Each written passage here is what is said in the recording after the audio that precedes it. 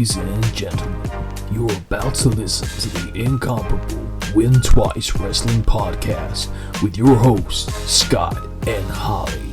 So sit back, relax, and prepare to be entertained.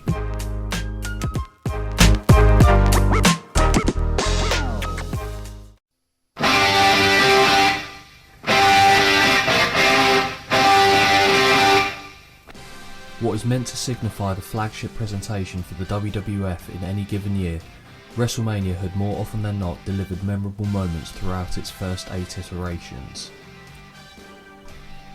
Whilst not all were surefire home runs, each show had at least one defining moment or match that was worthy of being attributed to the showcase of the Immortals.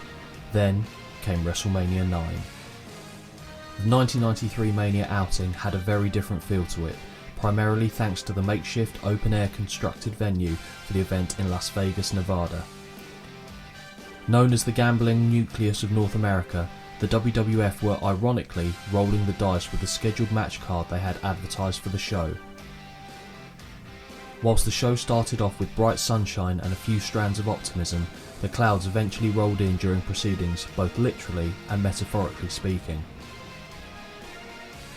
If there were any slight positives to take from the show in terms of in-ring action, they most certainly were during the opening 2 matches of the night that saw Shawn Michaels defend his Intercontinental title against Tatanka and the Steiners taking on the Head Shrinkers in a tag team affair. In 1993, the WWF were looking to shift their modus operandi from the muscle-bound giants to the more athletic wrestlers such as reigning Federation Kingpin, Bret the Hitman Hart. With a steroid trial looming in the near future for one Vincent Kennedy McMahon, an emphasis was placed on the more naturally produced physiques, and going into WrestleMania 9, it was believed that this ideology would only be furthered. No longer would the company have a reliance on the likes of Hulk Hogan, who on this night would feature in a tag team title match midway through the show alongside his bionic brother Brutus. There was no way for the Hulkster to factor into a title match in the main event, a match with which he had no reason to have involvement in, and Bret Hart could continue his reign to help further the new generation of the WWF and help them find their footing. Not only did WrestleMania 9 feature little in the way of engaging matches, the crowd themselves were generally apathetic to what was put before them. The only bright sparks of engagement stemmed from Bret, Undertaker and Hogan, with the rest of the menagerie feeling like glorified afterthoughts in the presentation. It would not be unfair to say that with 40 shows, not accounting for the more recent 2-night events under their belt, WrestleMania would not always hit the lofty heights of expectation. With that being said, however, few reached the doldrums of WrestleMania 9, a show that had a lot to prove in the changing landscape of the then WWF. Instead, what was witnessed was easily one of the worst cards in WrestleMania history. And to think, all of that was said without even hinting at Giant Gonzalez. Hello everybody and welcome to another episode number 26 of the Win Twice Wrestling Podcast. Mm-hmm. Is it just me, Holly, or is it a little warm up here? So humid. Stifling, some would say. It's the humidity. We finally hit a nice bit of warm weather Yeah. in the UK, and people are already moaning about it. I quite like it. I like it, but this room especially is toasty. It's a tight space, is what I'd say, in which toasty. we record. And also, there's not a lot of ventilation going on here, but we put ourselves through it because we enjoy it, and mainly sometimes for you guys out there. 26 episodes in, which means, it's half a year of shows. Yes. On a weekly basis. Granted, there was a lull. A little hiatus. When certain people went to the States and didn't invite other co-hosts. All right. So, not bitter at all. What, you inviting me on your holiday then? I very much tried to invite you on my honeymoon, if you recall, and you said no, it would be awkward. So, yeah, you did. That's fair exactly. Point. Fair Thank point. you. I'm appealing to people in the room that aren't here. I'm looking around, gesticulating like I'm an Italian footballer. And it's not all good news, though, Holly. Oh. But before we get to that, oh, I see. Yes. Have you seen anything in wrestling that's caught your eye this week? Honestly, like. Please. No. Always be honest. No, because I had to get through this. What we're going to talk about, I had to get through it, and it maxed me out. The only thing I did watch was some 20-minute documentary about Jeff Hardy, and that was just a joyful time, because actually it was the good parts. It wasn't a proper documentary, because it wasn't all the parts. That was it.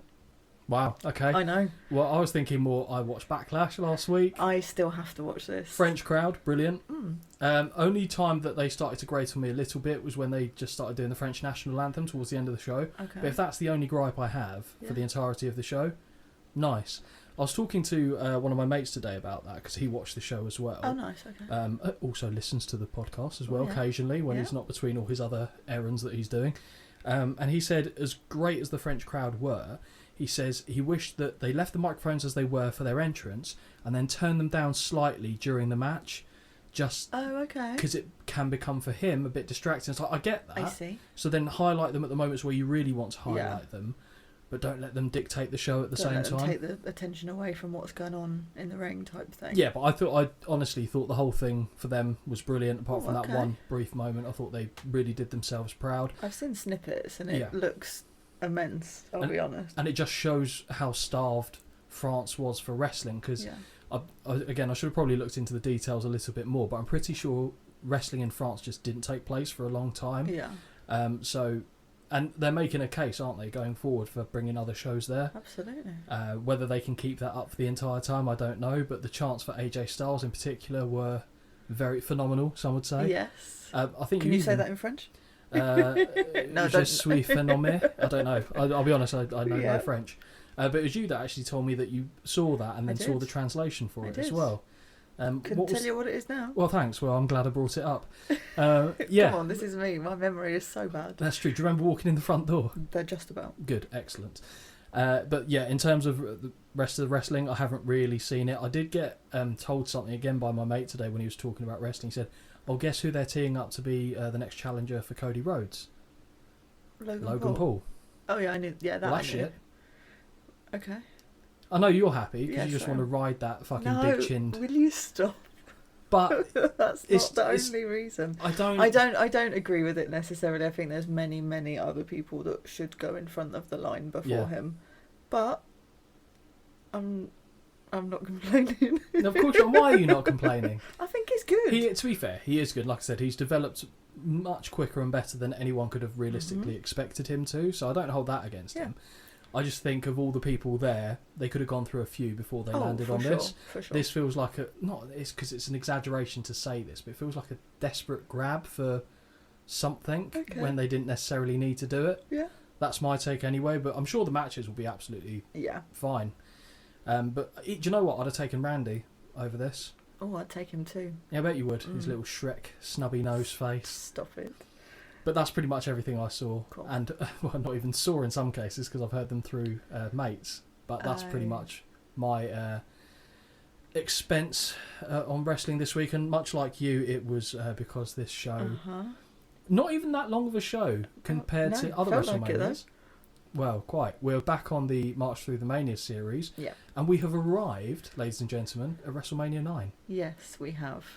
I said to Holly, going way back when we started the WrestleMania journey, as it were, that there were a few WrestleManias that just weren't good. Yes, you did. This was one of them. And on the plus side, I think there'll be a lot of content.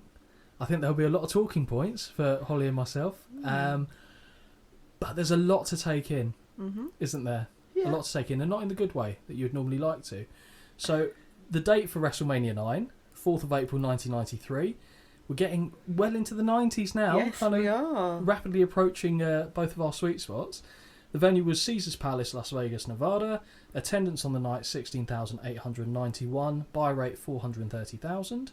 And the tagline is, probably unsurprisingly, given what we saw, the world's largest toga party. Oh, God, yeah. Jesus. Before I even get into any of my notes on this, Right. I just want to know everything that went through your head as you started to see the show emerge out of the darkness, the opening, the crowd, the venue, the fuck are people wearing? Just talk me through what your brain did for this. I mean, initially I was like, awesome, it's Vegas. Here we go, another venue I've been to, ticking them off the list, aren't we? But when it's out, and I thought, oh, it's outside as well, because the last one I think that was outside was like a big. It looked big. I don't whether think it was or not, I can't remember. The Sky Dome, I Yeah. guess, but I think that had the roof. There was one that was, I can't remember, but I was like, oh, okay, cool, like it's outside. And I was like, oh, it's daylight. Okay. And it's so stupid to say because I've been to Wembley. Do you know what I mean? Like, as in we saw AEW in daylight and then it obviously got dark. But for me, it misses something when it is bright outside, especially when someone has a match that later on in the card and it's not dark. That misses out on something. 100% you're talking about Undertaker there. Well, yeah. I was trying to give an air of mystery there. But I was like, yeah, okay, fine. I was ready for it to be awful, but I was like, I'm going to try and get on board. I'm here. And then I saw what people were wearing, and I was like, oh, good. It's just a costume party. I get it's at Caesar's Palace, but they haven't dressed up anywhere else they've been. I'm trying to think of an example against that, but no. It's very much the only themed dress code WrestleMania that I've seen. I like the different location. I think changing it up is quite nice for the eyes because you're not looking at the... It's not the same thing over and over. Think about how we felt from watching WrestleMania 4 to WrestleMania 5 in the same place. Agreed. Just doesn't land right. No. The fact that one of those shows was dog shit as well doesn't help the cause. But for me, obviously I've seen this show in the past, and at first I got hit with like a rush of nostalgia for it. Okay. No, even knowing it's crap. Yeah, fair. But I just thought, there's so many things to kind of analyse in the show, like people we see, what they're wearing, what they're saying. Oh, there's some people we see later on that I've got fair comments about. Tell you. Well, and as always, I'm there for those comments because I can imagine they're going to be biting, to say the least. So the show opening. Yeah. So long before we reach this part of the March Through the Manias, I did warn you that this WrestleMania was an absolute stinker. Fortunately, it's one of the shorter Manias there is, which is somewhat of a blessing. The opening show graphic sees a row of Colosseum pillars act as a makeshift runway leading to the towering construct of Caesar's Palace. On both sides of the building, we see footage of participants in the upcoming matches as a cocaine Vince McMahon introduces us to Las Vegas, Nevada, and Caesar's Palace before passing us over to the host, not an announcer. No. Gorilla Monsoon. Yes. It was a happening. It was a happening. What he was wearing was a fucking happening. That was happening, I tell you. So how did you feel going... Because granted, he says host Gorilla Monsoon. Yes. To me, that necessarily wouldn't have clicked as he's not doing commentary. Yeah, no, it didn't.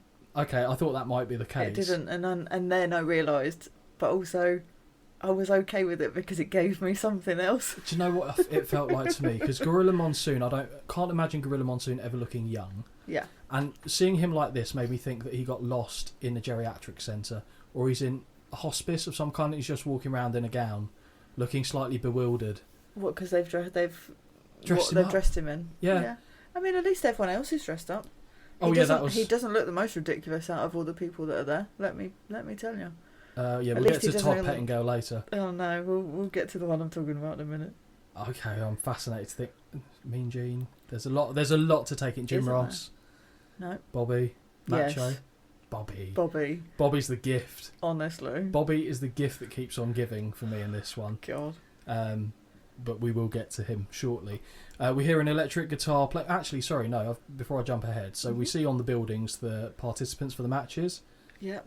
Obviously, again, it's giving a little bit away of what's coming up.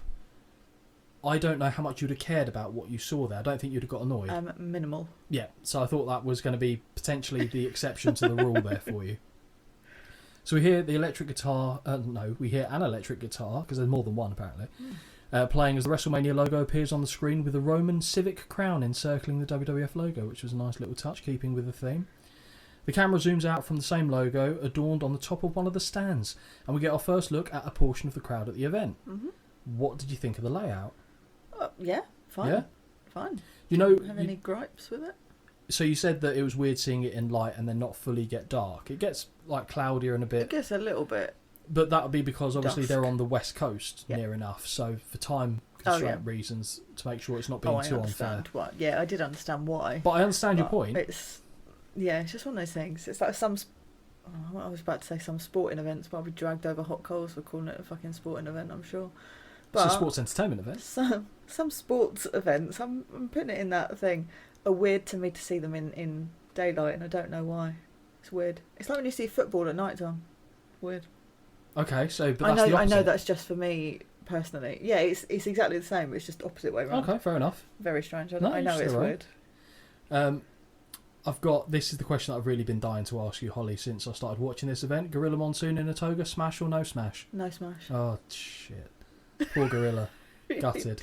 Yeah, I'm sure he cared. Poor old Gorilla here is standing in a black and gold toga in front of two men dressed as Roman soldiers, and again I ask myself, what is professional wrestling and why do I enjoy it? Mm-hmm. It's one of those few times where you go, I don't understand what I'm getting out of this. I'll be honest, this whole show made me think this. Understandably so. But again, for that very reason, I think the content's probably going to be fairly interesting. Yeah. Oh, God help me. Gorilla says this is the first time in a toga and that he could get used to wearing one, which I can't believe he means for 1 second. Can you imagine this man rocking up to some keg parties to try and find reasons to reuse this outfit? Just Gorilla kind of doing keg stands. I mean, if you've got it, why not? Well, we see a couple of frat boys later on in the show who I've got a few comments for. Yes, absolutely. Now here we see Jim Ross in his first appearance for the WWF. Oh, this is so sad for me. His first appearance, and he's in a fucking... Like, he's dressed like this. And pretending he's happy. There's sadness in his eyes. Do you know how young he was here? I don't. I didn't look it up because, again, the age thing's... Yeah, sorry, I looked up one age but in I the was show. like, wow, like he looked so young. Yeah, I don't think he'd had any Bell's palsy attack yet at this point, so it's the range of emotions on his face that always surprises me. I did feel like he was kind of a substitute teacher trying to keep two unruly kids at bay on commentary. Yeah. In the show, and I just remember thinking, how is this your first show? You left chaos. Honestly, chaos is an understatement. Oh dear me. The Sooner fan is also wearing a fucking toga because Vince McMahon is a sadist. He was adamant that everyone wear togas. I don't think he wore one himself, funnily enough. Not that we see him. Not particularly saddened by that, if I'm honest, but no. JR admits that this is also his first time wearing a toga and that it is quite the outfit. It is. It is. He's draped in basic bitch white, but with a lovely red and gold cape to complete the look. Yeah. Oh shit, golden sandals and some JR shin, and as God is my witness, they've killed him. Yeah, it's when he lifted it up and I was like, oh hello, my God. Not a hair to be seen on that leg. No, He's been using his Venus, hasn't he? I don't know if that translates to the US. Maybe it's a Veet one. Could be. You never could know. be. To be fair to him, he's full of beans, and he mentions the Centurion standing around him and knocks on his chest plate telling the guy to smile, but no, they will have a great time. Yeah. Really weird to see him that animated and Isn't getting it? Yeah. very strange. What the hell must JR have thought he'd signed up for with this being his first broadcast for the company? I have no idea. JR talks to us about two of the title matches later in the show, and Holly is once again annoyed. Mm-hmm. He now sends us across to Howard Finkel, who, you guessed it, is wearing a fucking toga as well. However, he is Fincus Maximus on this night, as JR informs us kindly. Yep. Thus completes the most bizarre show opening we are likely to see in some time. Holly, thoughts? I'll be honest, the more this went on, the more I thought, oh, not that much wrestling to watch, really. Because it was already in like 10-15 minutes by this point, just showing off some ankles. And still didn't even start. There's still more shite to follow. And when the wrestling starts, you're like, shit, I wish they kept those segments going longer. Yeah, pretty much, yeah. But no, we're not ready for a match. We think we're ready for a match, but we're not ready. We will get given a match when Vince McMahon thinks we're ready for the match. Fincus Maximus introduces Cleopatra and Caesar. Are we meant to know who these people are? No, it's just because it's Caesar's palace. I know, and but Caesar's... I couldn't work out if they were some like American famous people that we just wouldn't know. No. Cool. Okay. Cleopatra looked talented, though, I thought. Two talents. She might have had multiple talents. Just two big talents. Oh, those two big talents. Yes, they were present. Yes. But I thought she played the elegant role very well. Caesar was a bit annoying. Bet you did. Yeah. What are you suggesting? Nothing. Wait until... Actually, I don't know if you've got any eye candy on this show later. We're not having Shawn Michaels at this there's point. There's a push. Shawn Michaels? Yeah, he's the not push. Really. Not really. He's the best of a bad bunch, I tell you. Cool, he's the world's tallest midget. Brilliant. Excellent. I love that analogy. So now we have an elephant being ridden by Caesar, apparently, making its way through the curtains. And the pachyderm, that's right, I use the word pachyderm here, is carrying Cleopatra on its face. Yeah. On its face. This all made me feel a bit... So you wouldn't let Cleopatra sit on your face to go to the ring either? No. Alright, fair enough. God, you've changed. What concerns me though is the elephant rears up. And I know it's a trained elephant, but part of me goes, you're very close to people. Very close to people. And it wouldn't take much to get it flustered, I wouldn't have thought. I appreciate it's a performing elephant. I don't think they can do that anymore, can they? No. Okay, Well, cool. not in most countries anyway. Well, that's a fair point, yeah.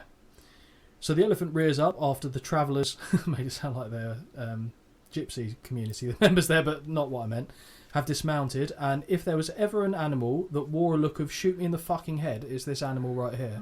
He does not look a happy packer down. Wow. He probably wasn't. He's probably dead now, if there's any saving grace to that for him. Caesar and Cleopatra do a royal walk around ringside, greeting the fans, and the gear they are wearing is pretty impressive, I will say, which is where I noticed how talented Cleopatra was. Of course. Now this bit is funny. Okay? Macho Man is introduced, and he's led by a llama. Oh, yeah. Women throwing petals, and he's being carried by 4 bodybuilders as he lies on a sedan wearing Egyptian-themed gear. Yep. I'll be honest, this was my fucking highlight. Of the night. Holy shit, let's end it now, people. If that's the highlight. I just didn't think that this would be a thing. Like, that he was there. Yeah. And I was, like, as in doing what he was... I didn't realise he was going to be doing what he does. Oh. So I was like, why is he coming out? And then I was like, oh, okay, happy. Very happy. You wait until I start trying to do impressions in a minute and then see how happy you are. JR informs us that had Savage been around during the Roman time period, he would have been the most fierce gladiator of them all. Bold claim. Fine. JR welcomes Savage to ringside and we get our first, ooh yeah!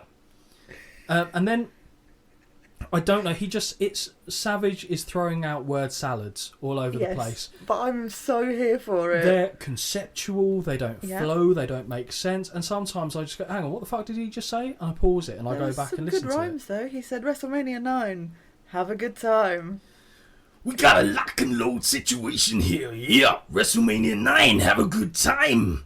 Like, what the fuck are you talking about? Honestly though, I'll tell you, no, I'll mention it later because I definitely do talk about this quite a lot later. But he didn't finish there. He said the Roman Colosseum, the grapes were great and the chicks were cool. Ooh, yeah. Absolutely. What? Does he talk like this in real life? Or did he? Like, he had a more reserved voice. Because I know as the night goes on, he does settle down a little. But I was like, oh, I wonder if he talks like this all the time. Not to this extent. Because I'll be honest, I'd be there. I'd be great. I'd be so happy. You would not. You'd lose your shit in an hour. I know you would. I lasted 2 hours. He's 45. not talking the whole time, is he? Almost. Can you imagine if he talks in his sleep as well, doing all the with the hands. Oh, it's bizarre. It's bizarre. Now, again, I apologise for the impressions, but I'm telling you now, they're guns to fucking happen. Now we have what will probably be my favourite part of this show. Finkus introduces Bobby Heenan, who is preceded by an ostrich, belly dancers, a falcon, some centurions, and now we see the man himself. The Brain is sat backwards atop a camel and looks panicked as he's coming down the aisle. Just think about it though, the effort to get on a camel backwards. Yeah. Just, you're going out your way, like, obviously I know that's part of the whole, of course, isn't this funny? But just the idea of someone doing that accidentally I know. is brilliant. Yeah. And it's just, I love him. I really love him. He's a genius. Heenan, of course, is also wearing a toga, his being a dual-shaded blue with a gold cape. The camel finally lowers and Heenan dismounts as gracefully as a drunk being tossed off a bucking bull ride. He doesn't quite have his bearings and falls to his knees, allowing Savage to lift his toga up for the camera, and we see full Heenan undercarriage. The Brain looks to take a backswing at Savage and nearly falls down once more. He's livid at Savage, who was supposed to be on the camel whilst he rode in the sedan. Yes. But just when Savage lifts his arse up and goes, thumbs up to the camera, like, that's weird, man. That is weird. But Heenan played it beautifully, I thought. Has he won you round yet? No. I mean, it's not. Oh God, Brain. It's not like I don't like him. I do think I don't love him yet. I'm not there because I'm sorry. I'm still reeling from Jesse. But this is so similar for me. As in, you've taken Jesse away. I know we've had a few matches, or you know what I mean. We've had a few episodes in between, but now you're giving me Savage. I'm not, though. For one, you've I'm got aware, the one, which is fine. He doesn't do another Mania. I'm gonna have to. I know I'm gonna have to come round to Heenan at some point, I'm aware. Savage has full-on Tourette's in this show, randomly blurting out nonsense. WrestleMania 9, go for it. Lock and load, do the thing. If you got the guts, oh yeah. What the... Honestly, it's word salads. That's the only way I can describe it. Salad. It's just, there's nothing there. There's no substance to what you're saying. It's a bunch of words that you've mixed around and thrown out. Mm-hmm. But I enjoyed it. Would I want this on every show? No. I liked it. Oh, dearie me. Absolute gibberish. Just nothingness. But I put here, I love it. Yep. Heenan says JR must be used to the smells coming from Oklahoma, and JR agrees, although he says they don't have many camels in Oklahoma. I now only just noticed the black and gold ring ropes, and it works for this environment, and perhaps only this environment, to be honest. Finally got to a match. I know. Can you believe it? Well, and again, he is just a sexy boy. It's the music. Finally, it's the music. This, I've literally put it in capitals. It's the music. Shawn Michaels with Luna Vachon versus Tatanka for the WWF Intercontinental title. This one must have made you sad, though. Because he's the champ, right? Yeah, I can't comment on this every time because I it gets me... Every livid. time it happens, I'm like, Scott will be mad. Scott was mad. We see Shawn Michaels wearing my favourite version of the Intercontinental title right here, with the white leather strap, and he also now has his entrance theme that Holly will be familiar with, that he is himself singing. Yep. The commentary teams pick up on a woman behind him, as he's no longer associated with Sherry and has Luna Vachon in his corner. Mm-hmm. Holly, what do you make of this woman? In what sense? I don't... I mean, she's not a normal looking woman. No. But I didn't really have too many thoughts about it. You were probably lost in the Shawn Michaels music, I'll staring be at... honest, I know I've got points about her, but they're definitely later on. At this point, I was very focused on the music and the man himself. We're getting closer. We are. Next one you'll probably like. Lovely. Great. If you think you have a deep raspy voice, you should hear this, lass. Oh, okay. It's... which is very much like her dad, actually, to be fair. Right. But it's harsh on the ears, Oh, I'd okay. say. Heenan confirms her identity after Savage asked if she was a horse, I think. Oh, I didn't hear He what says, is that a horse? Like, no. No, it's clearly a... What? No. Okay. Unbelievable. Although, I will say, Heenan then also says, oh no, she's a woman. She won Miss Ontario in 1992. Which is absolute bullshit, as I know if Holly heard this, she would have looked it up. Once again, a horrendous mullet on Michaels, which we will still have to contend with for a few more years, sadly, but when it gets wetter, it looks a bit better. Oh. Hello. That was Doesn't an unintentional everything. rhyme. Well, quite, Holly, Yeah. quite.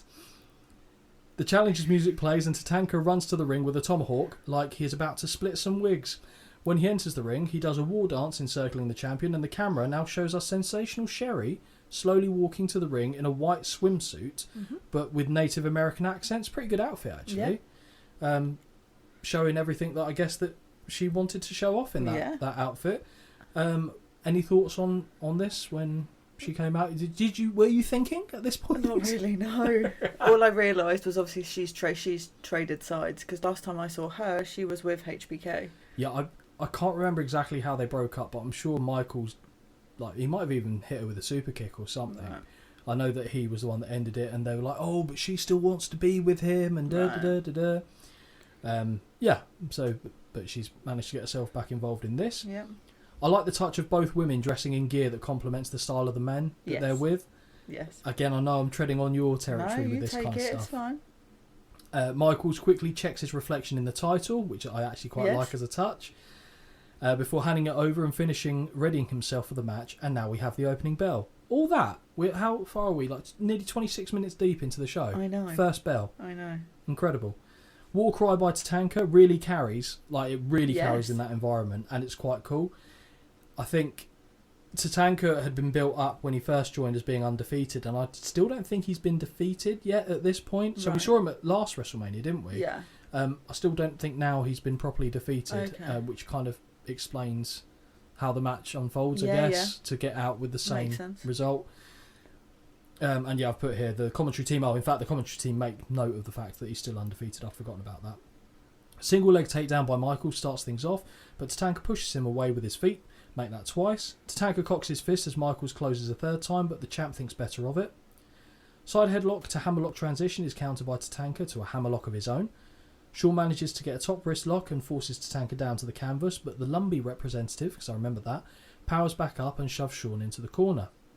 Heenan starts stuttering as he comes up with why he thinks Michaels had his hair grabbed, and Savage asks how he managed to become a broadcaster. The Brain retorts, I don't have to sit here and answer questions that you ask me, Savage. You're lucky I let you sit here. But it's just the indignant way in which he says it. It's brilliant. Yeah, I've noted down the exact same thing. That Randy of all people, questions why he's stuttering. I'm like, dude, you could say anything and I'd be happy with you. But it's very funny. But it's from Heenan going from, no, I do not have to sit here and answer your questions. Yes. Shawn comes back with a, that doesn't sound better actually, comes back with a side headlock and Tatanka can't shove him off. Michaels runs up the buckles and uses momentum to get a side headlock takedown. I think Holly probably would have enjoyed that. Yes, I did. Tatanka is in a pinning position and has to readjust to avoid taking the loss. Shawn attempts the same run up the buckles in the opposite corner, but Tatanka turns it into a delayed back suplex. Michaels avoids the corner charge by slipping over the top rope and takes flight from the top rope, only to be caught in an arm drag by the challenger. I like that. Yes, me too. Second arm drag quickly follows, and so does a drop kick. Corner whip sends Michaels upside down and onto the apron, where Tatanka catches him with a stiff chop, sending him to the floor below. Luna goes to check on her man, but is stopped by Sherry, who signals Vachon to stay in place. She does, and like a wild creature, crouches by the ring post. Yeah. Shawn continually tries to get in the ring multiple times on multiple sides, and is tomahawk chopped back down on each occasion. Eventually Shawn gets a finger to the eye and bounces Tatanka's head off the buckle before gingerly leaping to the top and hits an ugly leaping sunset flip that actually pins him more than it pins the challenger. Yeah, it didn't look nice. No, it wasn't good at all. But he adjusts to get the 2 count. After a whip exchange, Michaels leaps into the arms of Tatanka and is hit with an inverted atomic drop. Stiff titty chop reverberates around the arena, and Tatanka hits a DDT when Shawn ducks too early off a whip reversal. I like the little names that we've given things. What, stiff titty chop? Yeah, and they Sesame Street punches. Oh, don't worry, we've got that later. All the little things. I like them. All the small things, all right, Blink 182. Yeah. No, is that Blink 182? Yeah. I always get them confused with Sum 41 sometimes in my head. Oh. Always, sometimes. Good effort. Always. Tatanka now starts to work over the... I see what you did there. Work over the shoulder, including a seated shoulder lock and several overhand chops to the joint. Shawn slyly tries to reach for the hair of his challenger until he does grab him and whips him, but hurts himself further when he attempts a clothesline. Psychology. Back to the shoulder, Tatanka goes as he returns to the shoulder lock after dropping a leg on the arm. A series of hard yanks to the shoulder causes Michaels to hit the canvas each time. In the corner, Shawn does not provide a clean break as he connects with a cheap shot and a few other strikes for good measure. Corner whip. I noticed how many notes I've made for this match. It went on a while, didn't it? Yes. Corner whip follow-up sees Michaels miss his shoulder charge attempt and go right into the ring post, connecting hard. Drink. Yep, there'll be plenty of opportunities to drink. Gosh, I tell you, if this is a drink along, you'd be pissed very soon. I'm surprised you weren't watching this. To be fair, it would have helped. I sobered all of this. Oh my god, are you okay? I know. No. Wow. And no chocolate either. Fucking hell. I know. Punishment. I tell you. Well, I didn't ask about that. Savage asks if Luna Only on is the weekend. Good job it's a Saturday. Savage asks if Luna is from Oklahoma, and Heenan says no, she's pretty. And follows up with, you know Sherry doesn't care who wins this match as long as it's Shawn. Someone's liking Heenan. Michaels looks to go up and over in the corner, having broken free, but is caught and hit with a shoulder breaker. Tatanka follows up with a running elbow drop and tomahawk chop from the top rope. Tatanka goes back up, but jumps right into a super kick, which was as good as it was unexpected. Yes.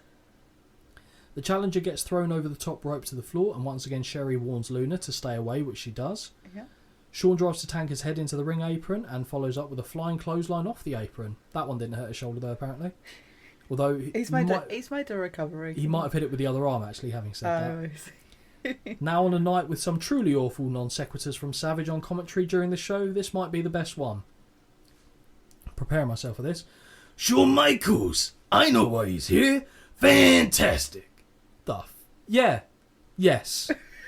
Thanks, Savage. Just in the middle of the match. What? How can you not love that though? It's so random. It's great. My God, man.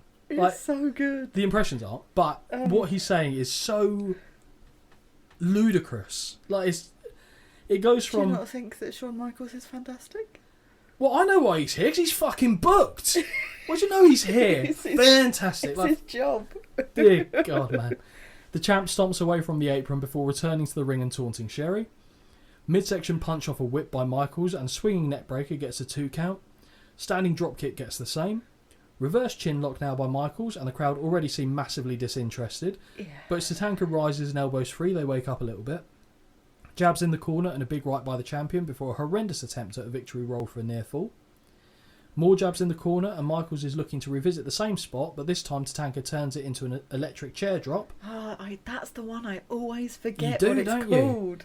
I've called it a fall away slam, and I don't even know what that is. That's the one where, like, Bradshaw has them lying horizontally and then throws them over his own head. That. Yeah. Every time, this is the one I always forget. This Really, one, very much is. always. Next time I'm going to say what is it called, Holly? And I'll say I don't know. It's just Go, sit on a shoulders, fall fall away backwards. slam. Yeah, it's a big whoopsie. Okay, so both men are down. Tatanka crawls to a cover and gets the 2. Michaels rolls out of the way of an elbow drop attempt before he connects with a second rope double axe handle. Tatanka is feeling it though and is starting to, it isn't a Hulk up, a tank up? Is he topping up his petrol I said he was tank? doing a jig. A jig? A jig up. So he's Irish now, is he, apparently? So I said he was tanking up. He was bleeding from his mouth also, He do was, believe. but I didn't spot this until the end of the match. I also, more importantly, didn't care. Well, no, I didn't really care. I just noticed. Fair. And the fact that I noticed it really, really shows what I was focusing on. I think I'm near the end of the notes for this match. I mean, it was a slog. It's the most notes I've got on a match, I'll be honest. Okay. Have you got a lot of notes left? Not too many. No, okay. I mean, well, that's pretty good. Yeah, we'll see. Michaels hits a second rope. No. A second middle? Oh, no, okay, I know what I've put there. A I thought second second middle middle. But no, he's done that move twice Yes. from the... Okay. So don't do that to I me. know, as in I understand what you Okay. mean. Michaels hits a second middle rope double axe handle, but it also has little effect. Nor does the top rope version that follows, and now Tatanka is in full on war dance mode. He catches a kick and gives Shawn a vicious chop, make it 2. Tomahawk job I've put here, but I'm pretty sure that means chop. And one really big knife edge spins the champ around. Oh, that's what it is. Yep. Tatanka goes up top and connects with a crossbody that earns a very close near fall. Mm-hmm. Drop kick attempt by Michaels is caught and finds himself catapulted into the buckles, a spot that I know Holly loves. I always do. It's so basic, bitch, Fine. but I really No, there's nothing wrong I with like that. it. Schoolboy roll-up gets 2. Tatanka looks for a Samoan drop, which I believe was his finisher, but finds himself countered into a schoolboy pin for a 2 as well. The champ once more goes to the top, but leaps right into a power slam for a close fall. I really like that move, Yeah. leaping into a power slam. I think we see it again later in the show as well. Michaels pulls Tatanka through the ropes to the floor and follows him out, but misses with a running crossbody off the apron and lands face first into the stairs. Yeah. Just. You're I'll about wait to for you to ask. say the next Okay. thing, and I don't understand why this happened. Tatanka returns to the ring and suddenly Michaels decides to trip the official up and drag them out of the ring. Why? Tatanka hits the Samoan drop, but it matters little as Shawn Michaels has found himself disqualified. He lost the match, but retained his title. Hang on, no, he wasn't disqualified. He was counted out. What the fuck is this shit? So confused by So I this. thought, because I forgot, I knew obviously what the result was and who left as the champion. Okay. So when he pulled the ref out, I was like, oh, he got himself intentionally disqualified. Fine. So that's what that is. Okay, right. That's cool. what I thought happened, but then they went, And then no, they he said got to count counted out. out. Yeah. But then why trip the ref? Boggling. That's why I've written. Why did he pull the ref out? Because I don't know. To get disqualified, I understand, but that I wasn't don't what they know. said. I think that must have been a miscommunication of some sort because that was stupid. As the match finishes, Sherry is applauding Tatanka on the apron, but Luna yanks her down and levels her with a clothesline. And I always get really concerned when someone's wearing heels and gets yanked off the apron. Yeah. As she then clotheslines her, body slams her before she's chased off by Tatanka. Sherry looked like she landed very hard on that. Got a story for you. Oh, okay. Holly, did you know that Sherry had a high dependency on pain pills? Well, no. Fair enough. Sherry was seen as one of the boys in the locker room, as she would drink with the guys and had garnered a great deal of respect for taking hard bumps, which was more so than most of the female contemporaries. That's not to say all of them, but she was treated basically as a lad, effectively. It was her commitment to be taken as seriously as she could be at her craft, which was what initially started her dabbling in narcotics to manage the daily pain she suffered. Ultimately, it was this dependency that led to her untimely demise, and on June the 15th, 2007, Sherry Martel passed away in her mother's home in McCalla, Alabama at the age of 49. Her cause of death was determined to be a drug overdose with numerous drugs found in her system, including a significant amount of oxycodone. So it's, I think around this time as well, she might have just got news that she was going to help in developing young women's talent for the future, and she was feeling quite positive about her life going forward. Boom, and that's the day that she died. Just sat on the porch with her mum. Oh, okay. The age of 49, just really sad story. They did a Dark Side of the Ring of her again, really interesting. Yeah. Again, available on YouTube. Go give it a watch. Hey. But it's very sad tale. I mean, they're all sad tales because Yeah. that's the ones that make the show, obviously. But 49 is no age. No. And she, not to sound harsh, but she was a weathered 49. So there were a lot of road miles on that. Right, I see. And just because of the abuse her body took over the period of time, don't get me wrong, the same happens with the men, but I assume if you're taking the same kind of damage as a female, with the frame, it might just affect the body differently, and yeah, pain dependency pills, etc. And that was what saw Sherry off ultimately. Wow. Okay. But back to the match. Yes. What do you score it? 2 out of 5. Yeah. I just, I don't know.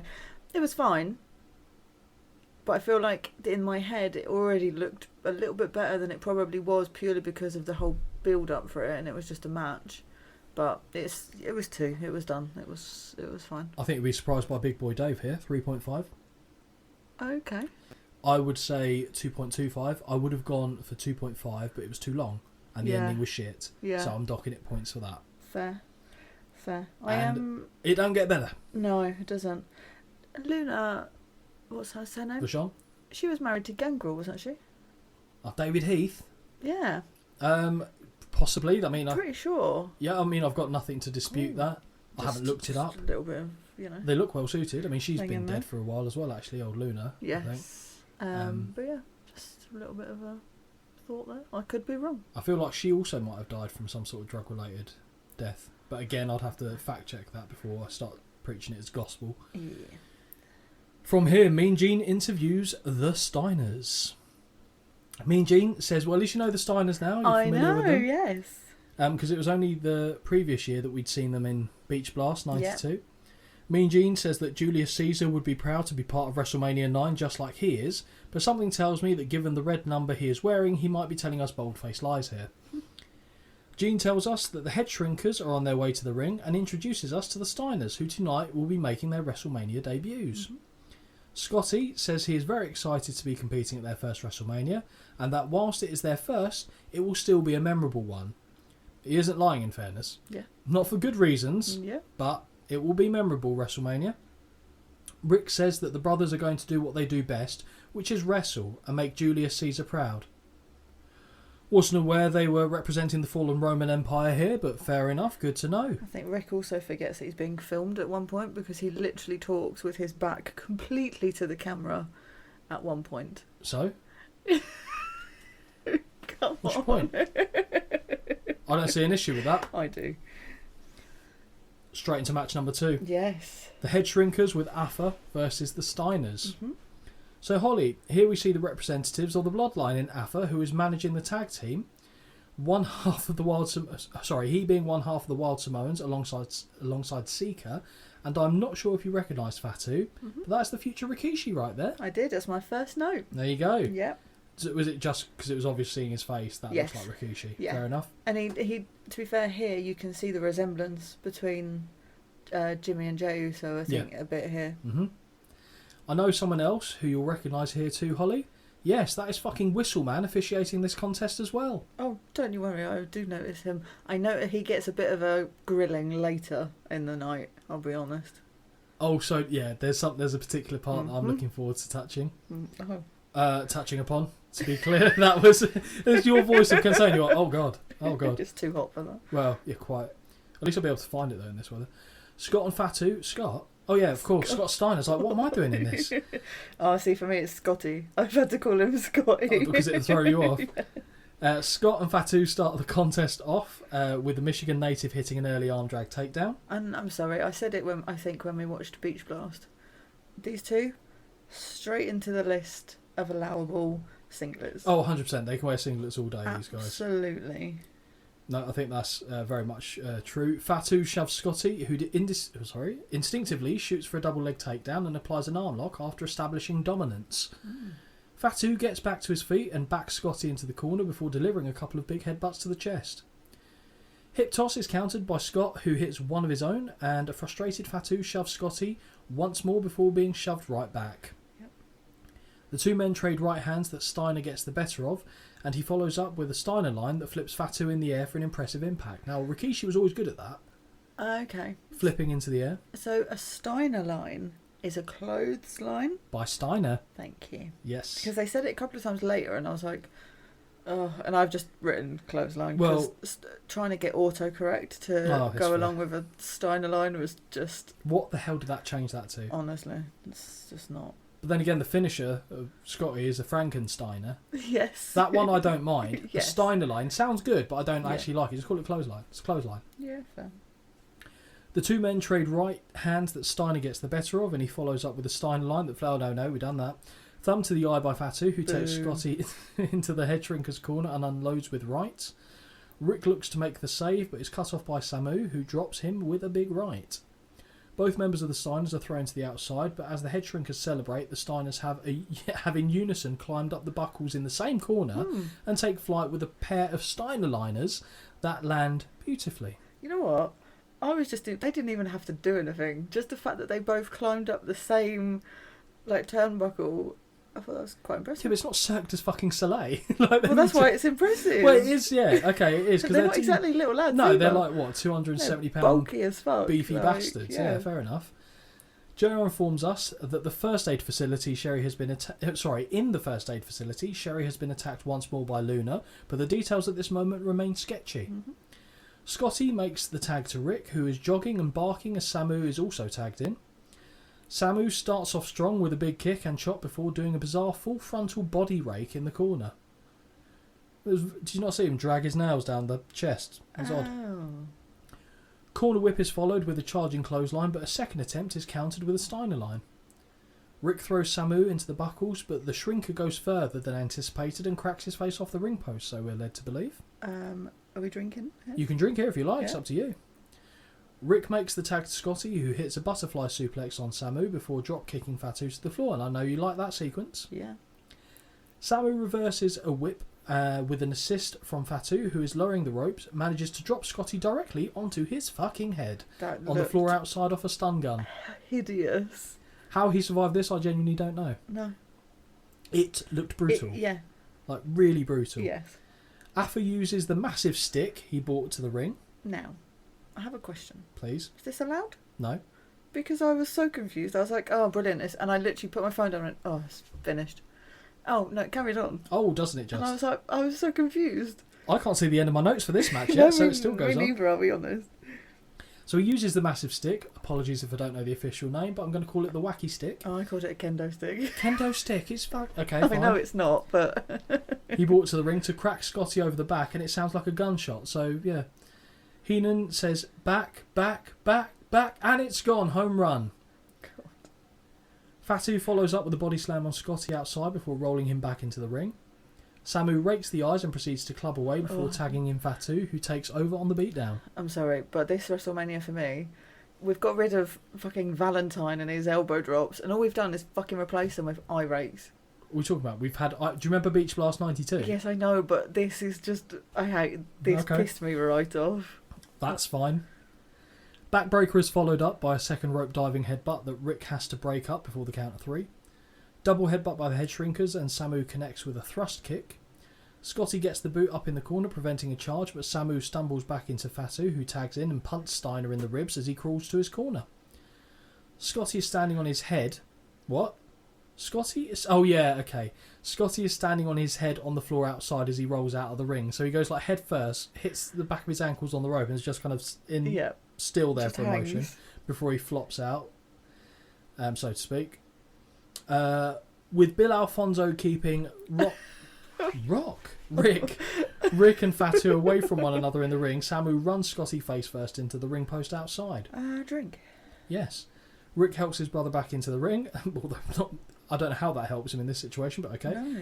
And Scotty does drive Fatu's face into the canvas when he ducks early off a whip, but that doesn't affect the Samoans, and he's immediately dropped with a thrust kick, which I like. Mm-hmm.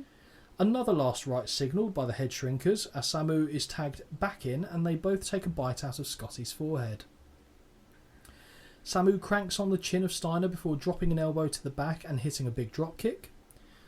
Scotty starts to show fire in the head shrinker's corner until a rake of the eyes by Samu stops his momentum. Now I'm just going to laugh every time I see that. With Scotty lying across the knees of Samu, Fatu takes flight with a forearm drop, and Steiner has been getting his arse handed to him for the majority of the match at this point. Standing falling headbutt by Fatu gets a near fall, and now we see the dreaded trap hold. Scotty eventually elbows his way free, but both men are down shortly after as they connect with dual clotheslines. I start to get very bored at this point, I'll be honest. That's fair. Samu gets the tag and stamps on the midsection of Scotty before clubbing away and tearing at the face. Body slam sees Samu then climb to the top rope, but he misses with a flying headbutt attempt. We're near the end, I can see the end. Yes. Fatu is tagged in, but more importantly so is Rick. The crowd pops as the dog-faced gremlin goes to work and hits a backdrop on Fatu and a body slam on Samu. A pair of Steiner lines for both head shrinkers quickly follow. My note just says, "Whistle man, can't keep up." We get one of your favourite moves though. We get the double noggin knocker attempt, Yes. but again that doesn't affect the Samoans, who then double headbutt Rick, which actually again Yeah, I like. yeah. Double team front Russian Oh. Double team front Russian leg sweep plants Rick, and it looks grim for the Steiners. Fatu hoists Rick up into the electric chair as Samu climbs the ropes. However, Rick catches Samu and hits him with a power slam off the shoulders of Fatu. It wasn't pretty, but it was cool all the same. Fatu breaks the pinfall attempt. Rick is thrown to the floor, but Scotty makes the tag as he does, which again I quite liked, but enters right in time for a clothesline from Fatu. Scotty counters with a belly-to-belly overhead suplex, but cannot avoid a thrust kick from Samu moments later. Yeah. Body slam by Samu, who flips Scotty off the ropes, who whips Scotty off the ropes, and gets countered into a less than perfect Frankensteiner, but Scotty gets the 1, the 2, the 3. Yeah. That's a lot to take in. Wasn't it just? This is your second Steiners match you've seen. Yes. Granted, one was in WCW, one was in WWF. Yeah. We know which one we preferred, that's fine. Yes. But again, this is probably the second I best like match on the these show. two, yeah. The Steiners, solid hands. Yeah. Won't hold this again. The head shrinkers aren't even bad, to be fair. Yeah. For me, I don't know about you, but it felt like the pacing of pretty much everything on the show was off. 100%. Like, things were going too long. Other things were going short. Actually, to be fair, a couple of them went short, but they were shit as well, so I was okay with that. But nothing, it all felt stilted. There wasn't, I don't think there was ever one match that I watched and went, oh, okay. Yeah, I agree, actually. Do you know what I mean? I don't know. I've obviously seen them twice, and to be fair, I'm looking forward to seeing them a bit more outside of this shite that is WrestleMania 9. Yeah. Because from what I've seen so far, I really like them. Yeah, no, I agree. I think they're one of my favourite, if not my favourite tag team of all time, just because of the way they're just so consistently good at what they do. Yeah. And they do have, granted they play on the amateur background that they've got, but I like someone who will pick up and throw some fuckers around, and they do that. Yeah. That is their bread and butter. What would you score this match? I actually gave it a 3 out of 5 because to me it was so much better than the one I'd already seen. Interesting. Yeah. Because Big Dave goes the other way with it and gives it a 2.5. Well, he's crazy. Each to their own, as I always believe. I preferred this one to the opener. The opener was too long. Yeah. If I'm scoring it, I probably fall short of 3 and go 2.75. Yeah. Because again, the pacing didn't feel quite right on it, but it's probably the match of the night. Yeah. There is one match I actually enjoyed more than I thought I was going to from memory. Okay, I can't remember, I'll be honest. Sorry, I'll obviously mention it when I get there. Yes. Or when we get there, I should say. But the sad part is that arguably that's the two best matches, first and second on the card. And it goes downhill at pace. I did fear this would be the case. Well, if you knew it was crap and you saw that, you're like, what else is coming? Oh, for sure. For sure. Also, I'm looking forward to seeing the Steiners a little bit more outside of WrestleMania because there's many a freaking story about these guys. Many. Yeah. I actually only read one of them because I was like, oh, there's so many that I can't read them all in one go. Yeah. And it was about when I think it's Scott Steiner came back. In the 90s he like put weight on or something. This is all according to Wikipedia, Big Papa Pump. not me. And they said it was because of steroid abuse, which, you know, No standard, shit. I'm sure. And when he came back to WWE in early 2000s, they asked him to do a steroid test, which he agreed to on the condition that if he did it, Triple H had to do it as well. And he claims that they didn't follow through with their side of the bargain. That is true. Oh, okay, lovely. Yeah, because Triple H was on the juice. There's no, Of course. there's no getting away from that. Most people, well, most of them were at that Yeah, point, weren't they? absolutely. Rightly or wrongly. But you're right. That was the only one I allowed myself to read because I was like, oh, there's some juicy ones here. If it helps, I don't have any Steiner stories for you on this one, so you've kind of filled that niche. Ooh. Mean anything? I thought you were going to say something. Oh, filling a niche. Oh, okay. Mean Gene interviews Doink the Clown. And here goes my fucking interest out the fucking door. Well, probably not a good time to bring this up, but I've got a story for you, Holly. Fine, no, yeah, fine. Holly, do you know anything about Doink the Clown? Well, no, not really. I'll be honest, not really. I googled it, but Okay. I didn't take anything in. So, Doink the Clown was originally played by Matt Bourne, who you may remember from the first WrestleMania as he had a match with Ricky Steamboat. Him I do, yes. The original idea behind Doink the Clown was conceived by Michael Hegstrand. He envisioned a miserable clown character, or like an evil clown, wearing traditional clown makeup and brightly coloured clothes. Doink played cruel jokes on both fans and wrestlers to both amuse himself and catch his victims off guard. Some sources, though, do suggest that the character of Doink was inspired by the evil interdimensional creature Pennywise from Stephen King's It. Mm-hmm. However, this claim is not universally accepted, and I don't think that is the case.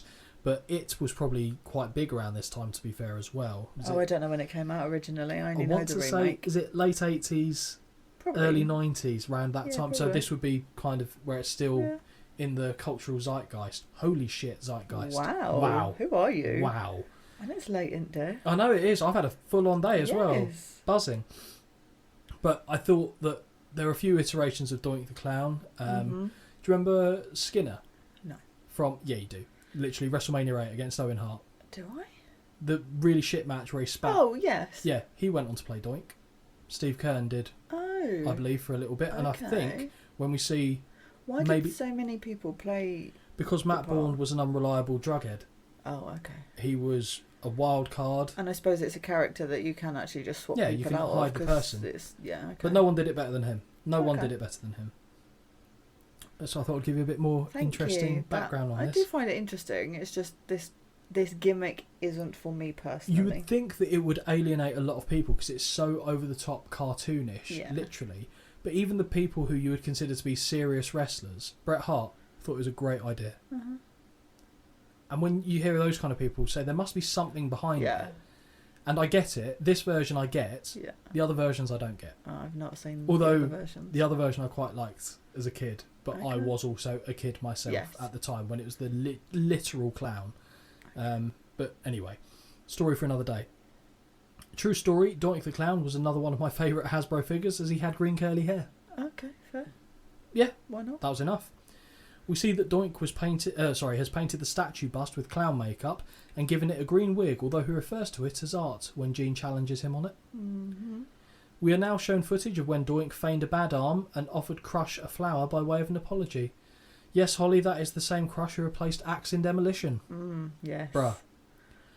Doink is then shown removing the fake arm cast and beating Crush with it as fans looked on in horror. Like, they genuinely looked on in horror. Mad. Doink says he brings a sense of humour to this party, WrestleMania 9. Doink's demeanour immediately changes when it is suggested that Crush may get the last laugh. It's the sudden, the ha-ha-ha to the serial killer look that gets me on it. Okay. But the clown guarantees us that by the end of the night, Crush will be seeing double vision. He then squirts Gene with his flower and laughs maniacally as he leaves. On commentary, Heenan is wetting himself at what he's just seen and JR chastises him for it. Yes. The match. Yes. If you could see Holly's face. Like, do you remember that show that I said that we did recently where Holly was hanging out of her arse? I can tell Holly's not had a drink. No.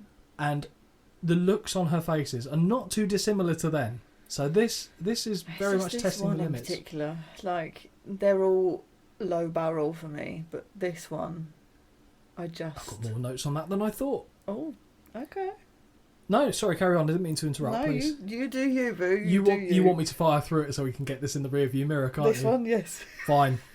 I will do my best, ladies and gentlemen, but I'll still try and give it the service Buckle that up. it deserves.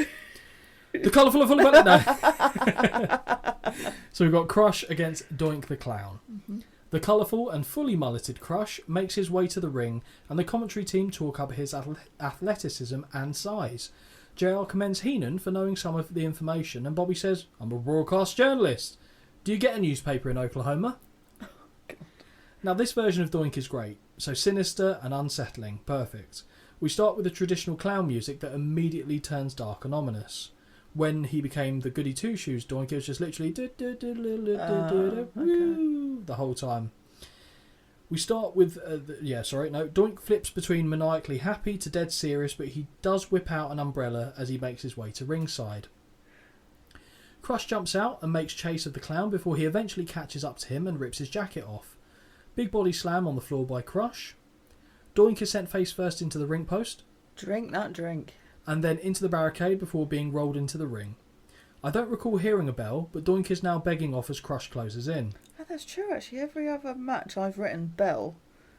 I don't think there was one in this. Take note of it, and I definitely don't think they rang one. No. I don't think... Well, it's definitely not the only one where there's no bell ring, but we'll get to that at the end of the evening. Oh. No. Doink tries to escape out the corner, but is cut off both times before being thrown back into the buckles and choked. Doink is now sitting on the floor begging off. A big corner whip has Doink hit the canvas hard and roll to the floor. He pulls Crush outside and throws a few strikes that seem to have little effect on the big man. Big headbutt by Crush ends the dream, and he again sends Doink into the ring post. Drink. Back in the ring, and once more Doink is begging off, but he instead gets a kick to the gut and a neck breaker before getting the feet of Crush raked across his face.